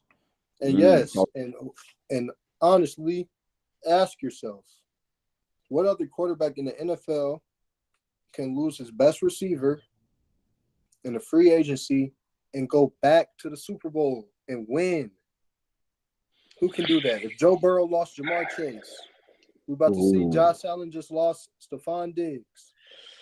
Think about this. Make a great point there, boy. Patrick Mahomes is pretty much we've seen him in many scenarios now, and he's succeeded. Patrick Mahomes has an all-time win percentage of 80%. That means if he goes out there 10 times, or out of 10 times, he's winning 8 games, y'all. Yes, sir. Like, do you really want to bet against this person?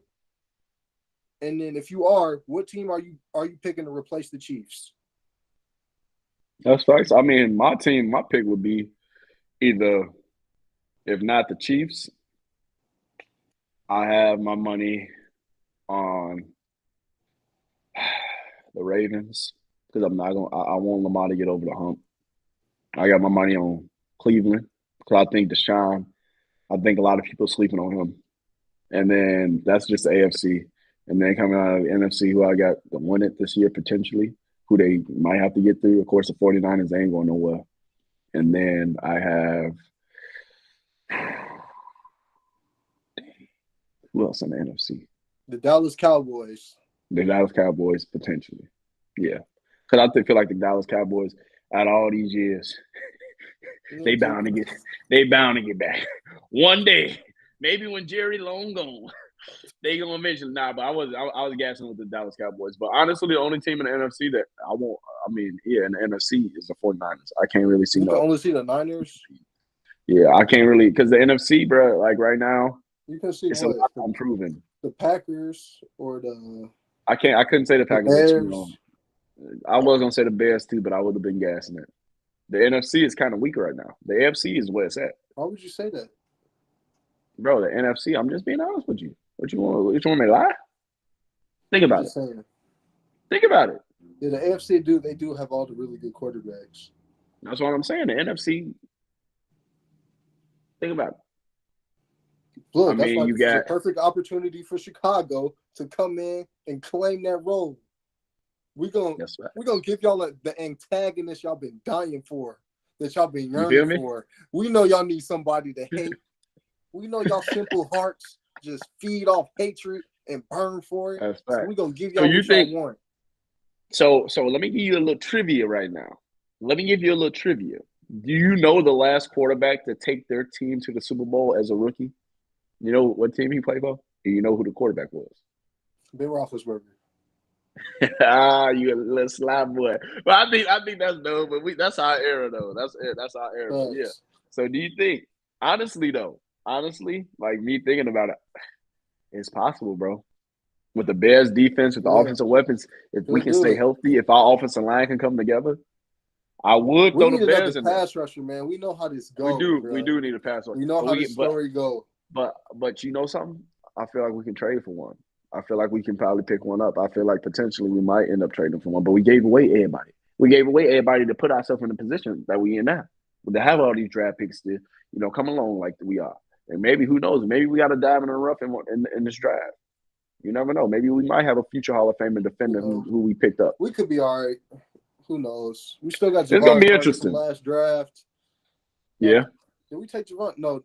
Was that we ain't take Jakarta. It was oh man. He's slipping my mind right now. He is we got a dope 3 technique last year. That's right. We got Montez now. We're gonna be all right. The D-line is coming together, y'all. No, that's facts. I gotta look his name up because it's bothering me. No, it's bothering me too. I was just trying to look it up, but it didn't come up.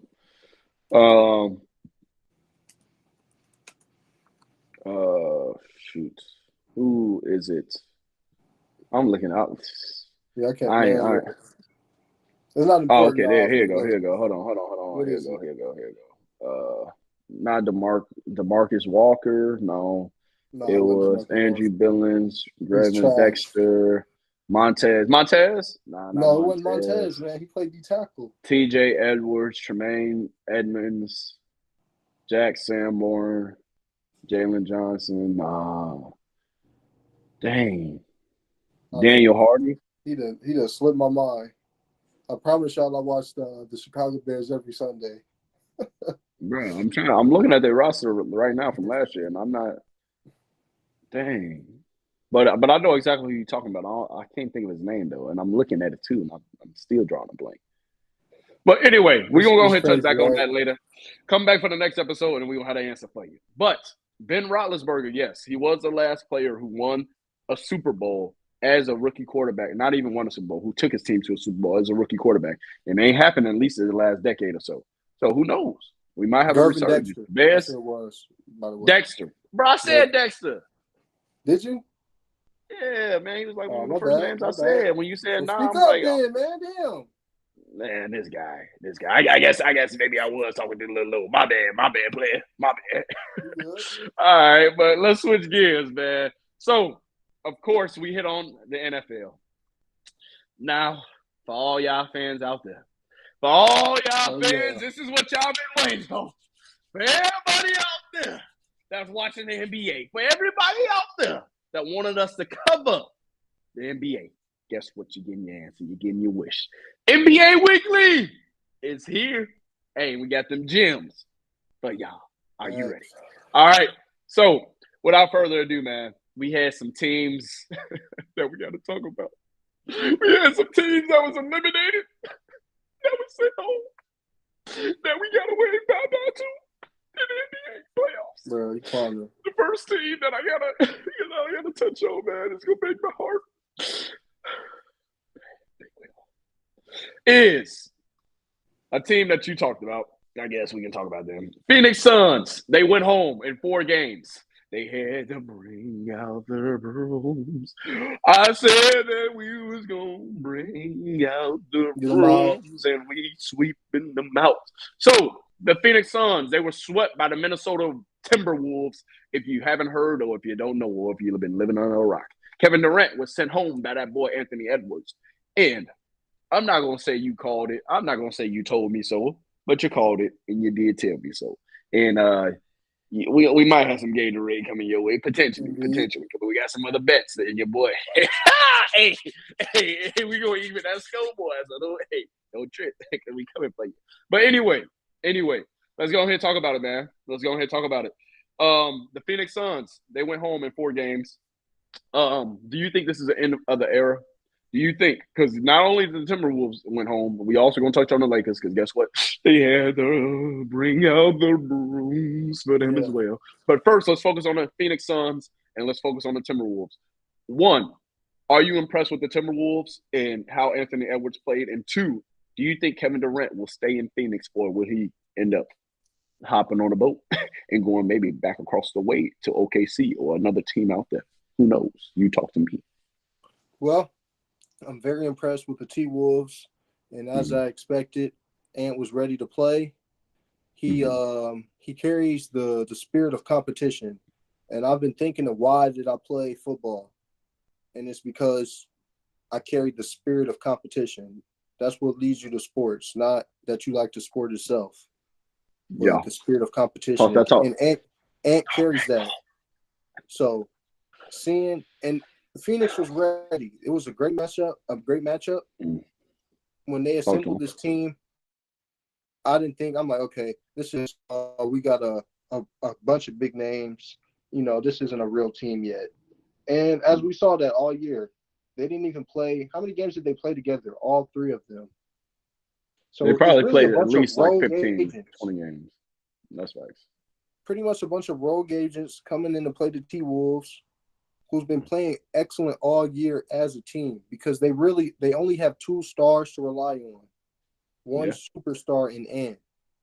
So they have to play good as a collective. So them sweeping Phoenix, I'm not surprised. Honestly, I was hoping KD would get a game, but the sweep for me I wish I would have bet money on it. That's the only thing I could ask for now. Okay, I like that. And honestly, you right. Anthony Edwards and the Timberwolves, they came to goddamn play. And I feel sorry for OKC. I say OKC. I feel sorry for Phoenix. And I feel sorry for the team that they assembled. Because if you don't also know, Phoenix, guess what? They're damn near stuck, bro. They're stuck with KD. They're stuck with Devin Booker. And they stuck with Bradley Beal unless they want to ship one of these players off. Because if you don't know, they don't have a draft pick for the next 5 years. So until 2030, until 2030, they don't have another draft pick. So guess what? After this season, them seeing that this season was a failure, that new owner that they just got, seeing that, hey, this little team I tried to assemble on the fly was not it. Me not getting us a big man, me not holding down some of the players that we already had coming into here, and me trying to switch up the whole regime is not it. Yeah, they definitely needed a point guard. And damn, man, they need a big man too. KD going back to the Bay. You said Golden. You think KD gonna go back to the Bay? Yeah, hold on. He's gonna finish his years up.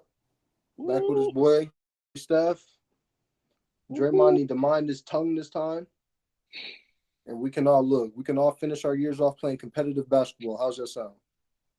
I like it. It sounds good. It sounds good. All right, bet. Team on 3. 1, 2, 3. Okay, so you saying Kevin Durant is gonna be back on the move. Kevin Durant is gonna be out the back door. That's my guess. And they have to get Clay out of there. Clay gotta go. So you think they gonna Golden State will take Kevin Durant and then ship off Klay Thompson to Phoenix? On top, because they got to give up a few other players too, because it can't just be Klay. Because like I just said, if they can, Phoenix don't got nothing. True, but they'll have to come up with maybe a sign and trade for Klay. I don't know what if they got to pull what kind of NBA deals or whatever they got to do. But I think it makes sense for KD to go back to Golden State because it's an offense where it makes sense for him to be there. He don't even got to close games out because Steph clearly wants that. And he just won a clutch player of the year. Steph is still performing at a high level. And all he was missing was somebody that could do that with him. And that's clearly KD. That's nice. And they're familiar. So, look, it's really I mean, that's true, but can KD really close the deal, though? Can KD really come along for the party? Because, I mean, we just saw him in Phoenix. They just had to bring out the brooms. He had Devin Booker. He had Bradley Beal. They had a couple Devin Booker is not a winner. They couldn't even get one game. Ever. That's true. That's a great point. Devin Booker is not a winner, and he ain't never been a winner. He probably never will be a winner. Devin Booker needs to take his ass. You know what Devin Booker end up good at? He need to go play with Jalen Brunson out there in New York. That's where he needs to go. Devin Booker, if you don't go to New York, Devin Booker is going to be a lost cause. He ain't going to never win nothing. I don't want him out here. He said, I want him out here in New York. If I'm the New York Knicks, I don't want Devin Booker coming in here requiring a lot of money, not playing defense, not showing up when it's time, wearing silly headbands. No. He said wearing silly headbands. Oh, you covered up my man's headband. So it's a headband while they got swept? It's a headband while they had to bring out the room. You got to go. You got to go, bro. Devin Booker is never shown that he's a winner ever. Yeah, Devin Booker. I'm not sold on Devin Booker no more. Chris Paul came back. He came to Phoenix, and he was like Black Steve Nash. Had them boys playing out their mind. And then, yes, it was cold that year. But every other year, trash. He said that man went to the offseason and said, don't double team me. We're just working on game. I'm like, all right. You got it, bro. He said, you got it. We just supposed to be working on y'all game. Y'all double team me at the gym. He don't got that killer mentality, bro. Competition. That's it. He don't got that. He don't got that killer in him, man. He don't got that dog in him. No. Yeah, I mean, I would have to agree with you. And Bradley Beal, he said, get him out. Honestly, to be quite honest with you, that was probably the dumbest trade and the dumbest deal that this owner could have did.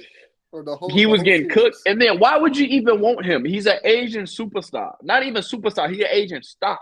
Because I'm not giving Bradley Beal the superstar role. He don't get that no more. You just got swept. I ain't never get swept before. I ain't gonna get swept. Guess what? We brought the brooms on you. Bring out the broom. Right. They got him up out of here. Exactly. And was like, Ant-Man said, what? He said, you think it's sweet? You think it what? Hey, they was not playing with these boys. He said Brad got 5. Hey. Hey, real talk, man. But hey, more of the story is, man, it's gonna be interesting to see what the Phoenix Suns do because they don't have a lot of weapons, they don't have a lot of options with fixing this team.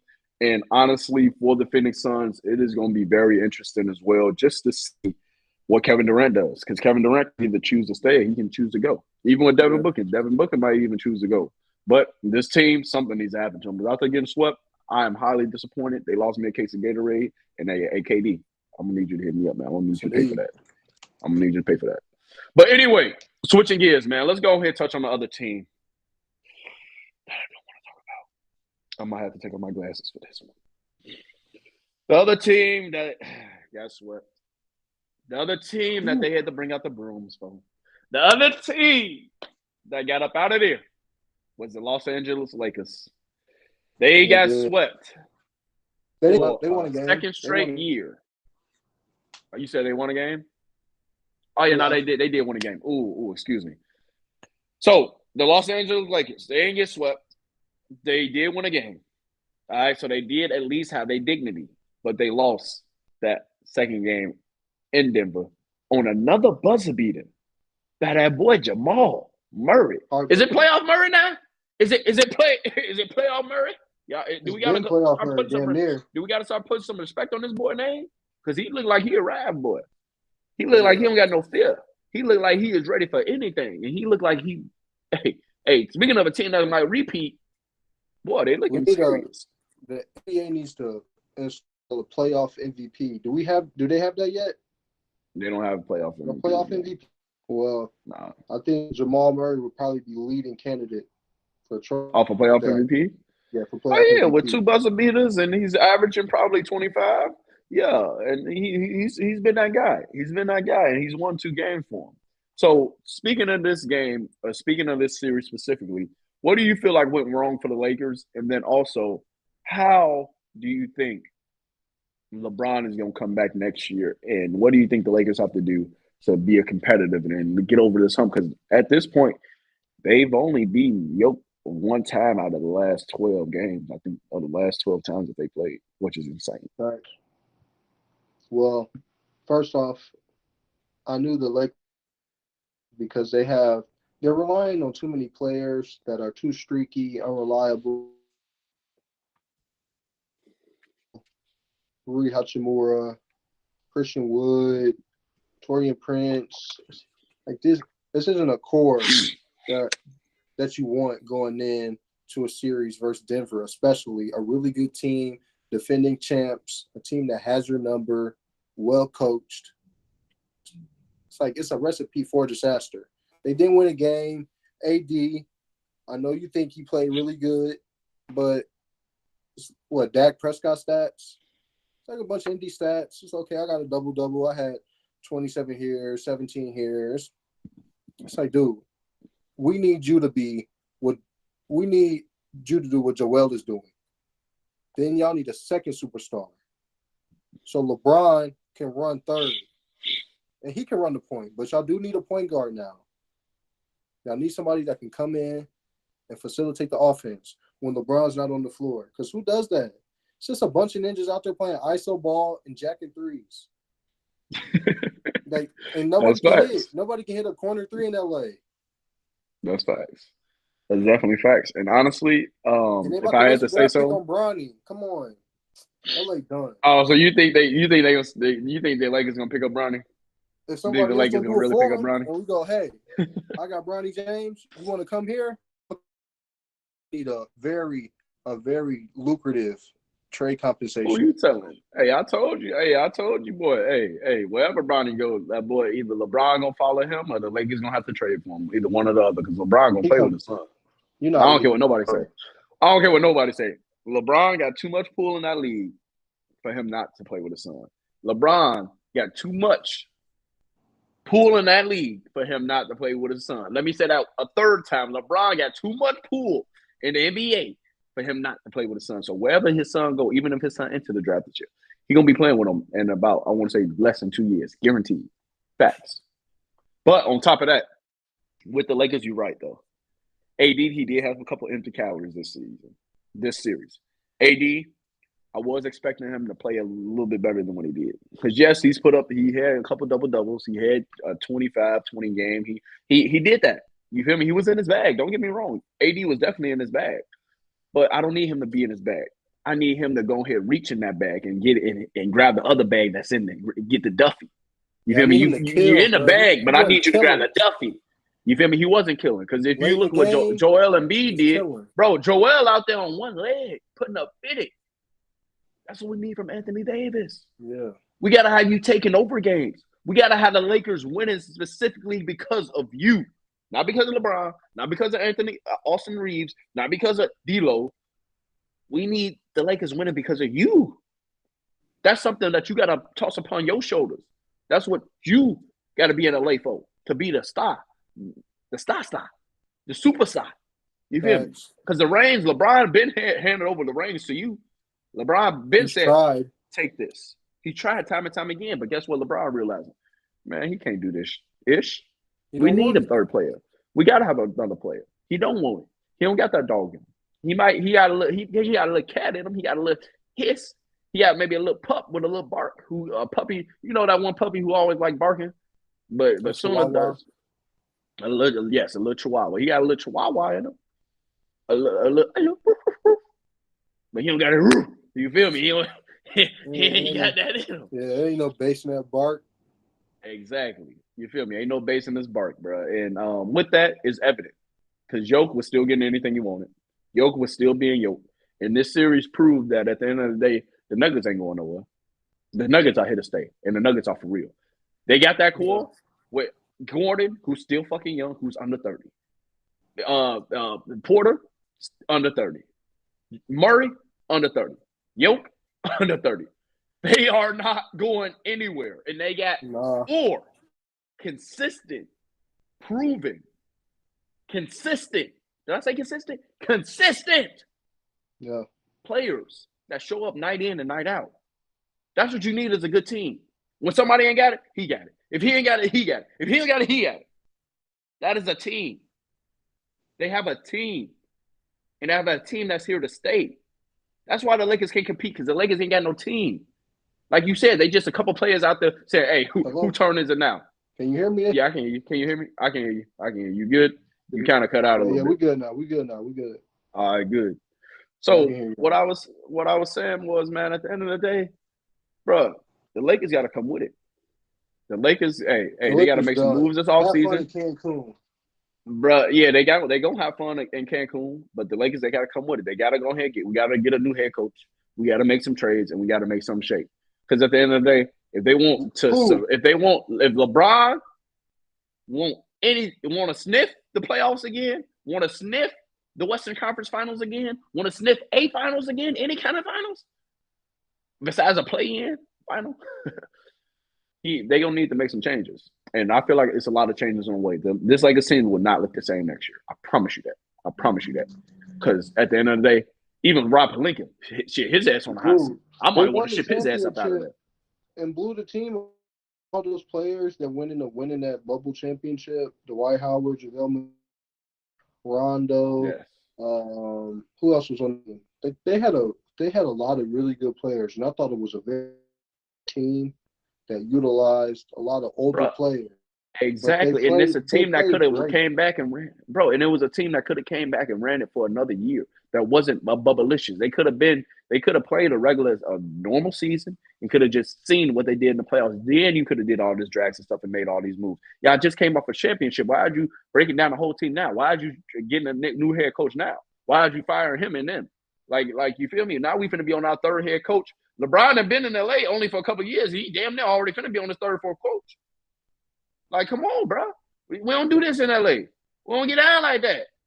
But with Genie, y'all have bad coaches. Hold on, how many coaches did Kobe have? Bro, Phil Jackson. A lot of bro. He had a lot. Kobe after Phil. Bro, that's the back end though. We talking about the back end. It was Phil, Then it was what's that dude? The dude name who used to play with him, Luke Walton. But that's it. It was Field, Byron. It was Field, Byron Scott, Luke Walton, and then now it's been Russian roulette. So we got to get some stability in LA. I know we've been, trying to get everything centered around Bron, but at Bron, we got to focus on the future. You feel me? Bron, hey, he finna be out the back door anyway. Like I said, he finna go play somewhere with his son. So let him go. Austin Reeves. Shit, if I do it. Shit, if you mind. Anyway, let's go ahead and switch gears, man. Let's touch on a few of these other teams, man. So, real quick, man, it's a lot of other games that's going down. The OKC Thunder, they've also brought out the brooms, and they swept them boys, a.k.a. the Pelicans. I thought the Pelicans was going to actually make it an interesting series. I thought they was at least going to get one game. I didn't think they was going to make it interesting. I thought they was at least going to get one game. But, hey, them boys in OKC, them young gunners, they real. And guess what? They got them up out of there. So, now, OKC, they can potentially either verse the Clippers or the Mavs.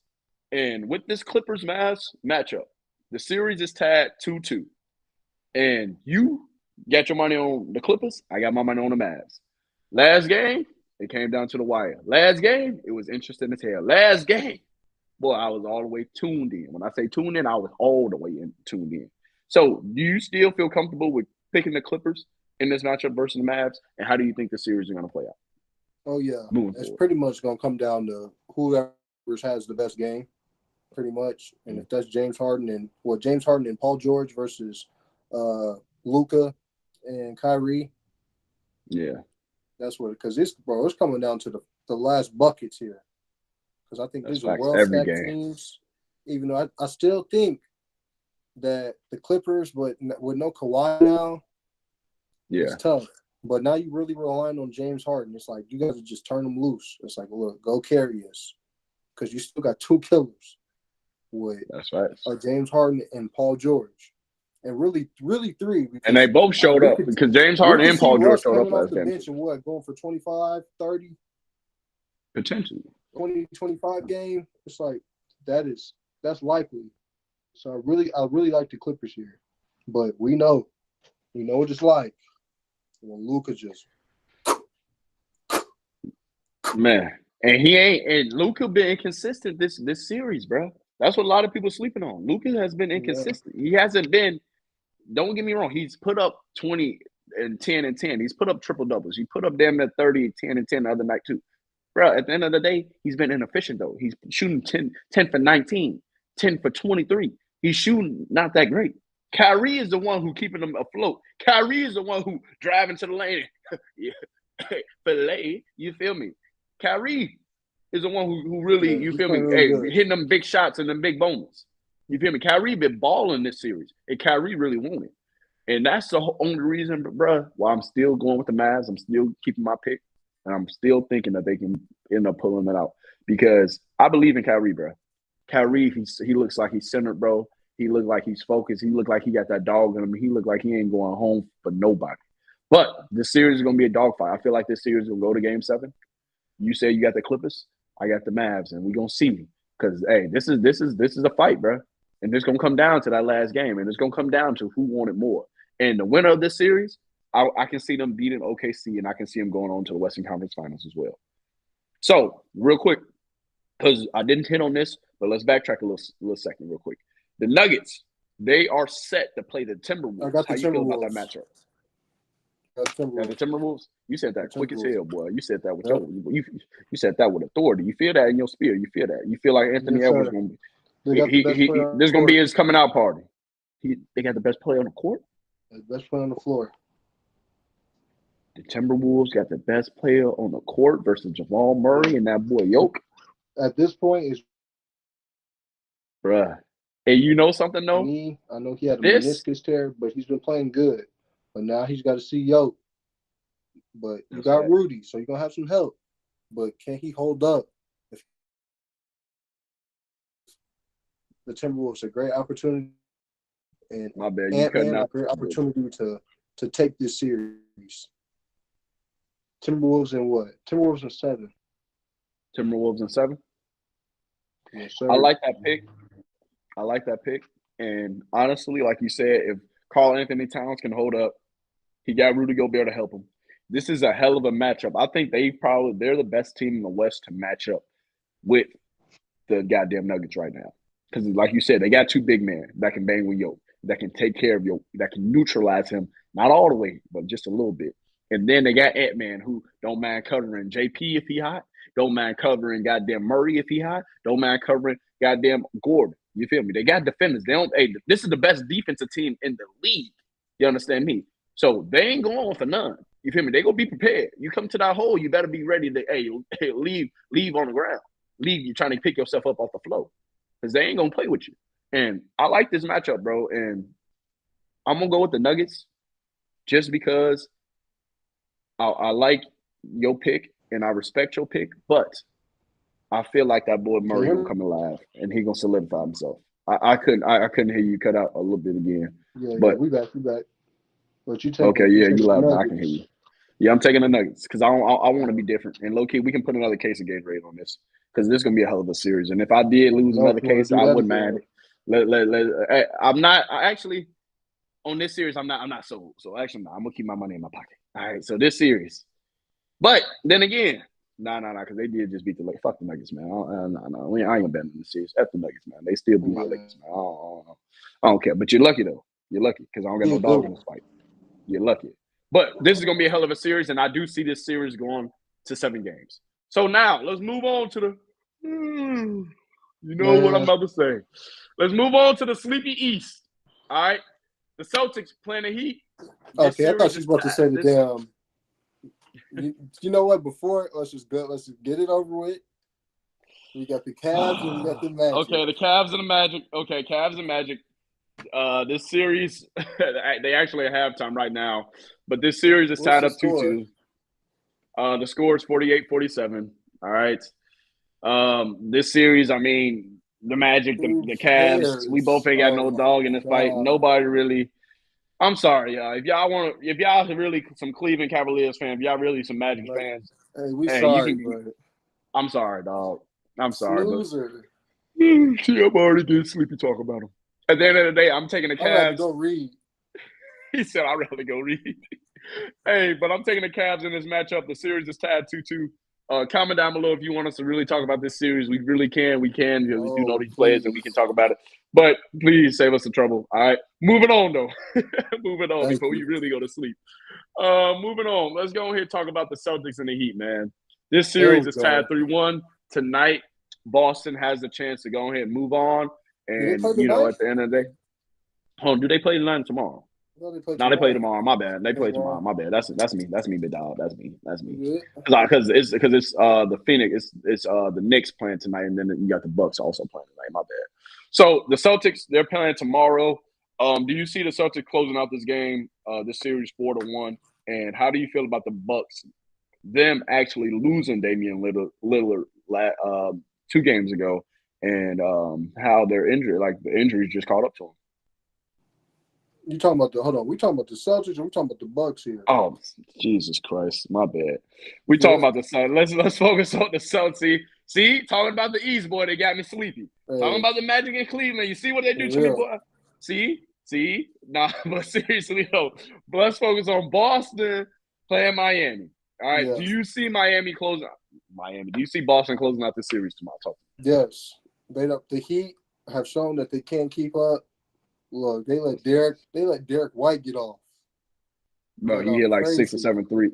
Bro, he hit 6 threes in the first quarter, bro. I mean, not in the first quarter, first half. Jimmy Butler, bro. We know Miami's outgunned. They were in the play-in. They really didn't have no business winning, but they did because they Miami. But y'all are outgunned. They did still won. Eric Spoelstra always good for one game. Yeah. Eric Spoelstra always good for one game in the series. He ain't gonna never let them go out down bad like that. But so they got their one game. Miami was seriously going to do anything against Boston, especially with no Jimmy. With Jimmy, I give you a puncher's chance, but without Jimmy, you got no chance. That's true, and I feel like at the end of the day, you hit on the nose, man. With Jimmy would have been a different story, different scenario, different case. It would have been way different story. Everything would have been different. But without Jimmy, it's ugly. So, at the end of the day, they got their one game, but I do see Boston closing out the series tomorrow. And Boston, once they close out the series tomorrow, then Boston will be taking on either the winner of Cleveland or Orlando. So that's pretty much a goddamn cakewalk. So you can say Boston. Once you finish off Miami, guess what? You made it to the Eastern Conference Finals. So you're welcome. Nice. Great job. Now let's move on, though. Let's move on to the real good teams, to the money games, if we're being honest. The Bucks versus the Pacers. All right? The Bucks versus the Pacers. Like I told you, we like to play with food. And Dame looked like he might be out for the series. Giannis looked like he might be out for the series. Bobby Portis got ejected last game. And we tried. Smacking people. He did slap that boy. I was like, dang, Bobby. Bobby. They could have used the man. It was ugly. I feel like if they would have had Bobby, bro, they probably would have pulled that game out. Because it was a close game, bro. They had a good shot. It was going back and forth, and they really looked like, hey, at the end of the day, they wasn't trying to, just go out there and lay over.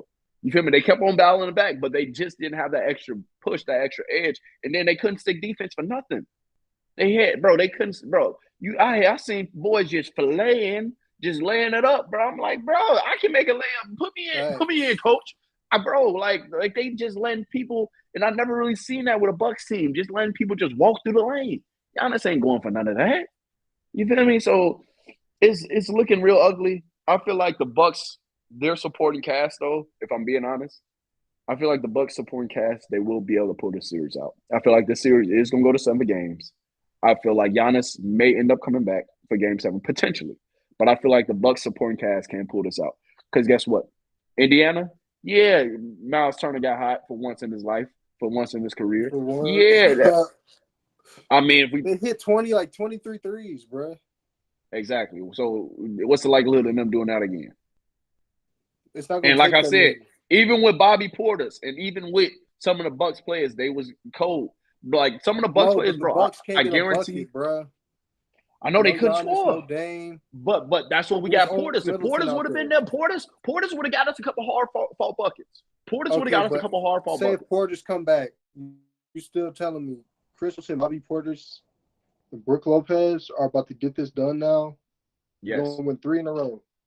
Yes. Nah, you're dreaming, and you know it. Yes. It might be a far-fetched dream, but it's not even 3 in a row. Bro, they were doubling and tripling Chris Middleton because nobody else can do anything. That's facts. But guess what? Somebody's going to come alive. We too deep, bro, for not. Ooh, all we need is one player. They'll have some dude named AJ Green. I'm like, you know who we should have played? Bengals? Ooh. You know who we should have played? We should have played Giannis' brother. Bricks. Hey, Giannis' brother looked like, when he came in the game that last little minute and 30 seconds, boy, he looked like he was ready to ball, boy. Put an Atatukupo in there. Get him out of here, bro. Who you trying to fool? At the end of the day, bro, I hope Dame come back at least another game. But with him having an Achilles, with him being an older player, with them just getting him, I honestly don't know, bro. Like, this is my team to go to the Western Conference Finals, but losing Dame, I still gave us a shot. Losing both Dame and Giannis, it's like, bro, I can't win or lose. So we're going to see if Giannis comes back. We're going to see if Dame comes back. But to be quite honest with you, I wouldn't be surprised if they don't. But if you really think about it, this is what happened last year. Giannis got injured last year. This is what kept us from reaching the Western Conference Finals and really competing for a championship. So if I'm Giannis, I know I'm frustrated at this point. I know I'm mad. I know I'm feeling some type of way. And if I can even go a little bit, yes, potentially that I can end up like Kevin Durant. Yeah, you feel me? I'm the franchise player. Yeah, all that. But at the end of the day, like, this is our shot, man. Like, we can't really go out like this. But even if they did, I say, yeah, we can come back next year, but then I won't be able to talk until we get in the playoffs. I wouldn't be able to talk all year. That's when I'm really down bad for. Because I feel like if we can at least get past this first round, oh, yeah, we're going to see Boston. Because Giannis going to come back and Dame going to come back. We can get past this first round. But right now, the Pacers and these young gunners that's in the NBA right now, they like out with the old and with the new. All these young gunners, they smell blood right now. They smell blood. These old heads in our league, the Giannis, the Dames, the Bobby Porters, the Brook Lopez, they bleed. The goddamn Curry at home, KD, LeBron. Hey, the end of the era is coming, bro, and approaching. swiftly, fast. You feel me? And it's sad to see, but kudos to the young gunners, bro. I challenged them. And I said, hey, I need some young gunners to step up. I need some young gunners to take over the league. I need some young gunners to, you feel me, let us know who here and who gonna be here for a while. And they speaking, and I'm listening. You feel me? So I'm excited, bro. I'm excited to see, you feel me, how everything shapes up with the Western and Eastern Conference Finals matchups, and also when it comes to the NBA Finals, those matchups as well. But in this series, bro, I like the Bucks still. I like the Bucks, and I'm not gonna bail out on my pick. I see you taking the Pacers. Yes, definitely, bro. They up 3-1. It's over. He said it's over. And all your best players. Yes, it's done. Oh, what are you even talking about? Okay, you right. We gonna see. I will put a case on it, but and y'all got Doc coaching. Don't do that to me, bro. Don't even be like that. But you're right. We do got Doc is, but nah, that boy might be bad luck though. I'm just saying. Good luck. Shit. I don't know how he got that one ring, but his ass got lucky, and that's the only thing that's saving his ass right now. Because, bro, if he ain't have a ring, he wouldn't be. Boy, he would have been out the league. He wouldn't be coaching ish if he didn't have that one ring with Boston. And the fact that it's with Boston, I feel like is why he's still getting these nice head coaching jobs. The fact that he won a ring in Boston, the only fact. If he would have won that ring anywhere else, he's not being revered as he is. Facts. But he won it in Boston. He got that legacy. He had that. He was there for a minute. You feel me? He did his thing, but it's ugly now. It's definitely ugly. And hey, you said you got Indiana. I'm around with the Bucks. Series 3-1. They play tonight, so we're gonna see. Hopefully Dame plays, but it's unlikely. But even if he don't, I still got my faith in him. So after this game, we're gonna see. Hopefully I can put some more Gatorade on it because I don't see the series being over. Anyway, moving on to our last series, man, and this might be the best series of the playoffs. In this series right now, this game, bro, I love these games. It's right now, it's 6 minutes ago, and it's 77-80. The Knicks are up, and they beating the 76ers right now. This series right now is tied 3-1. The New York Knicks are up, but the goddamn Philadelphia 76ers ain't going down without a fight. And, hey, I'm loving it. I'm loving it. I am loving it. Yeah, at the end of the day. Series. It's been a hell of a series. Hey, with Joel putting up 50 damn near, and hey, he ain't trying to go home. With Joel, you know, trying to get in his bag and really putting the team on his back, I'm loving it. And he's really showing that, hey, he's the best player in the league right now, dog. One of the best players in the league. I ain't gonna say the best, but he's definitely making a strong case for it. And with the way he's putting his team on his back right now, I'm loving every bit of it, bro. And I'm interested to see this game. I really want to put this game on. I'm actually low-key watching it right now, but we ain't gonna talk about all that. Yeah, I just continue to listen to the words I'm saying, not what I'm doing. All right. but see, you watching it too. We both low-key watching it right now. So, hey, this game, bro, this whole series has been a pleasure to watch. Watching Jalen Brunson come into his own and really take the league by storm. Because guess what? Jalen Brunson, he's a superstar. Jalen Brunson, he's a superstar now. He's a superstar. Because guess what? He did it back-to-back years. He's been consistent. He's showing up. He hasn't been injury prone. I think he's a star. He's still at star level. He's a star. Okay, so you still use. Oh, okay, I gassed it. I might have gassed it. No, he's still at star level. You didn't but if he can get them, I think we don't have a good definitions on stars, superstar. I think stars. They're like Jalen Brunson, Trae Young, Jaylen Brown, like who, De'Aaron Fox, like these are stars. Like they're stars. But he's an emerging superstar. Yeah, he's an emerging superstar. That's a better word. Step, but right now he's an emerging superstars are LeBron, Steph. Right now, KD still. Giannis. You might be able to cut them off that list, but yes, Giannis, Embiid, Jokic, Ant. I think you can put on there now. But Ant, Ant solidified. If Ant really do what he's supposed to do this series, Ant gonna be top 5, boy. You already claiming he's top 5 right now. You on record saying Ant is top 5 right now. If he do what he got to do in this series, boy, I'm gonna jump on that bandwagon quicker than white on rice. Hey, I promise you. Ant takes out the Denver Nuggets, bro. I might pick them to be the favorite to win the championship, dog. If he take out the Denver, we might be having a different conversation, bro. we're gonna have to give him up as the best player in the league. That's if he can continue with throughout the whole playoffs. And guess what? It's only gonna get harder. So True. hey, but if he can do it, if he can pull off this task, taking out the young Goliaths in the league. Look, I think they got be serious. The Timberwolves. They are a great dark horse because I don't think anybody's were really expecting them to look like they were going to win the title. But right now they're looking like title contenders. You mop up Phoenix, but we can't get too carried away because I don't think Phoenix was a good team. But they're about to play a really good team. And depending on how they look against Denver, if they come out here and it's a close series every game, because Denver did say last year that this was the toughest team that they played. And I think they only went 5 with the Wolves. But yeah, they only go 5 on them. But even though the Wolves gonna be thinking, 5, bro, what? That was a tough 5. It's like, whoa, exactly. That was close. And every game was pretty close too.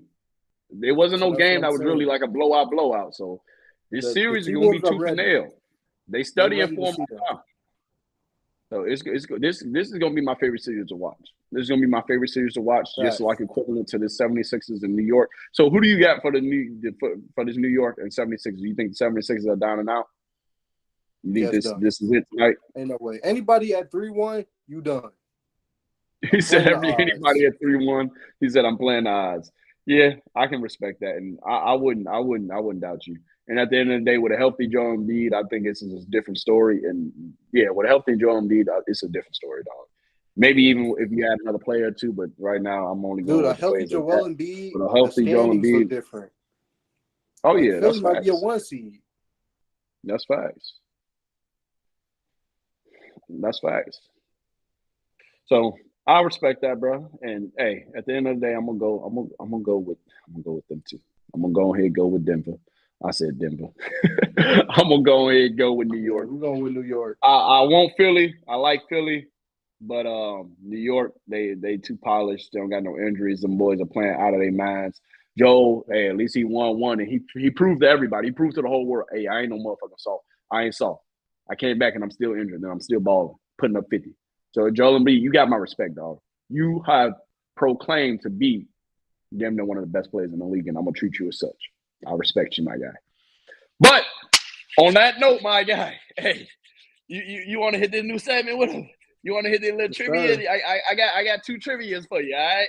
Hey, so y'all, hey, it's Trivia Gemz coming y'all way. All right, it's a new segment on the Golden Gems podcast, man. Hey, it's sports gems trivia, but hey, it's Trivia Gemz. You understand me? So, Big Cheese. Hey, I know you a Bears connoisseur.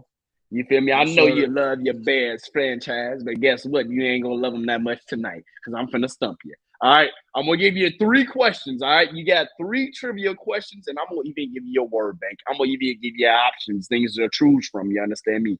So what I'm going to need you to do, answer these questions in a timely manner, though. So I'm going to give you about 10 to 20 to maybe even 30 seconds, all right? But really 10 to 20. But if you need 30, I might give you 30, all right? So, Trivia Gemz coming your way. Hey, you a Bears fan, so these are all Bears questions. All right? First question that I have for you. Mm-hmm. Where were the Chicago Bears founded? Your 4 options are Branson, Missouri, Decatur, Illinois, Chicago, Illinois, or Peoria, Illinois. Once again, where were the Chicago Bears founded? And don't be Googling on media, Cheetah. Peoria. Peoria? Illinois. Oh, Peoria? That's a good guess. That's a good guess. But guess what? You're wrong. The franchise was founded in Decatur, Illinois in 1919. The Chicago Bears, so they was founded in Decatur in 1919, but they moved to Chicago in 1921. So literally they was only there for 2 years, literally. But hey, I ain't gonna hold that against you. So now, how much did the first owner, so George Hollis, how much do you think the first owner paid for the Chicago Bears franchise in 1921? All right, I'm going to give you 4 options again. How much did he pay for the franchise? All right, in 1921, remember, 1921. Is it $1,000? Is it $10,000? $100,000 or $100? How much did the Bears franchise sell for in 1921? I was in my head. Hold on. He paid about $1,500. He said, "I'll take that used car." About $1,500. He said $1,500. So you think the Bears franchise sold for $1,500? I think he paid $1,500. So $1,000? I think he paid $1,000. And you want another guess? Lying. He said $1,000. Bro, the Hollis family purchased the rights to the club from A.E. Stanley Food Starch Company for just $100, bro. $100. So they, yes, $100. The Bears franchise went for $100 in 1921. What the hell was I got $100. What my people's at? Hey, I got $100 too, boy. Hey, can you re-auction it? All right. So last question, man. I'm gonna try to. I'm gonna get this one. All right. I'm gonna try to help you out. I'm gonna try to help you out with this. What we got? All right. So listen to me. Ooh, this is gonna be a good one. All right. Which Chicago Bears player was nicknamed the Galloping Ghost? So the Galloping Ghost. Which Chicago Bears player was nicknamed the Galloping Ghost? Was it George Hollis, Red Grange, Gale Sayers, or Walter Payton? So the Galloping Ghost. Man. Which player was named the Galloping Ghost? George Hollis, Red Grange, Gale Sayers, or Walter Payton? I'm going to go with Red Grange. Red Grange. Ooh, that's a good one. That's a good one. Ooh, Red Grange. All right, so Chicago sports writer Warren Brown nicknamed Grange the Galloping Ghost, a nickname that resulted from him scoring 5 touchdowns the first 5 times he touched the ball in 1924 against the University of Michigan. So, yes, the Galloping Ghost, that boy Red Grange. That was a great one. Yeah, at least you ended right, boy. Yeah, I'll see you out here. Walter. I knew it wasn't Gail. Sayers. Yeah, so you really had 2. You really had 2, so it was either one or the other. Yeah. Okay, I see you out here. Good job, my guy. I get you that. You want one more for the road, or you want to end on give me one more for the road. All right, one more for the world. This is going to be another nickname one. All right. Which Chicago Bears player was nicknamed the Refrigerator? Come on, man. That's too easy. You want to? Do I got to give you the board bank, or you just gonna name it? Yeah, William Perry. William Perry? Yes. Yeah, William Perry. On, he was nicknamed the Refrigerator. They AKA called him Biscuit because he was shy of 350 pounds. So the Refrigerator, William Perry. Hey, hey, you better get that one right. I ain't gonna lie to you. That that's way too easy. Hey, that's facts. All right, good job, my guy. So trivia Gemz. Hey, that boy Big Cheese, he came. Right. He saw. He conquered. He went 2 for 4. All right. So hey, at the end of the day, you 50%. Hey man, that other all right. Bears fell into $100. What? Yeah. Yeah, that is a little blasphemy. That is a little wild. I ain't even believe when I read it. So I give you that one. But hey, man. On that note, y'all, hey, we're going to go ahead and get up out of here. I hope you enjoyed today's episode, man. We got a lot of different things coming for you. Hey, Big Cheese, hey, he even got a new mic in the house, all right? So, hey, we bring a different audio to you. We're bringing different visuals for you. So, it's a lot of different things coming on the Golden Gemz podcast very soon, all right? Yes. Make sure you do me a favor, though. Yes, please do this for my favor before y'all leave, all right? Make sure. You send them to see your mommy, your daddy, your best friend of another friend, Lil Johnny, Lil Timmy, Lil Susie, and don't forget about Lil Joanna, because you know she just moved in 2 up the block. All right? Understand this. Send this to everybody. All right? Don't be scared, and don't keep all these gems to yourself. All right? Hey, Big Cheese, thank you, my guy, and I appreciate you. Hey, it's been a pleasure, as always. All right? Likewise. Take it easy. Likewise, man. Hey, take it easy. One love, y'all. And guess what? We out. It's been at 1 Sports Gym. Yes. Yeah. Uh-oh. Is we out? We done? Or we still live? Hold on. It's low there. It's saying it want us to go ahead cut out of here, but I don't know like if it the really post credits. Cut out. All right, the post credits is looking scary right now. All right, hold on. It's saying, do you want to end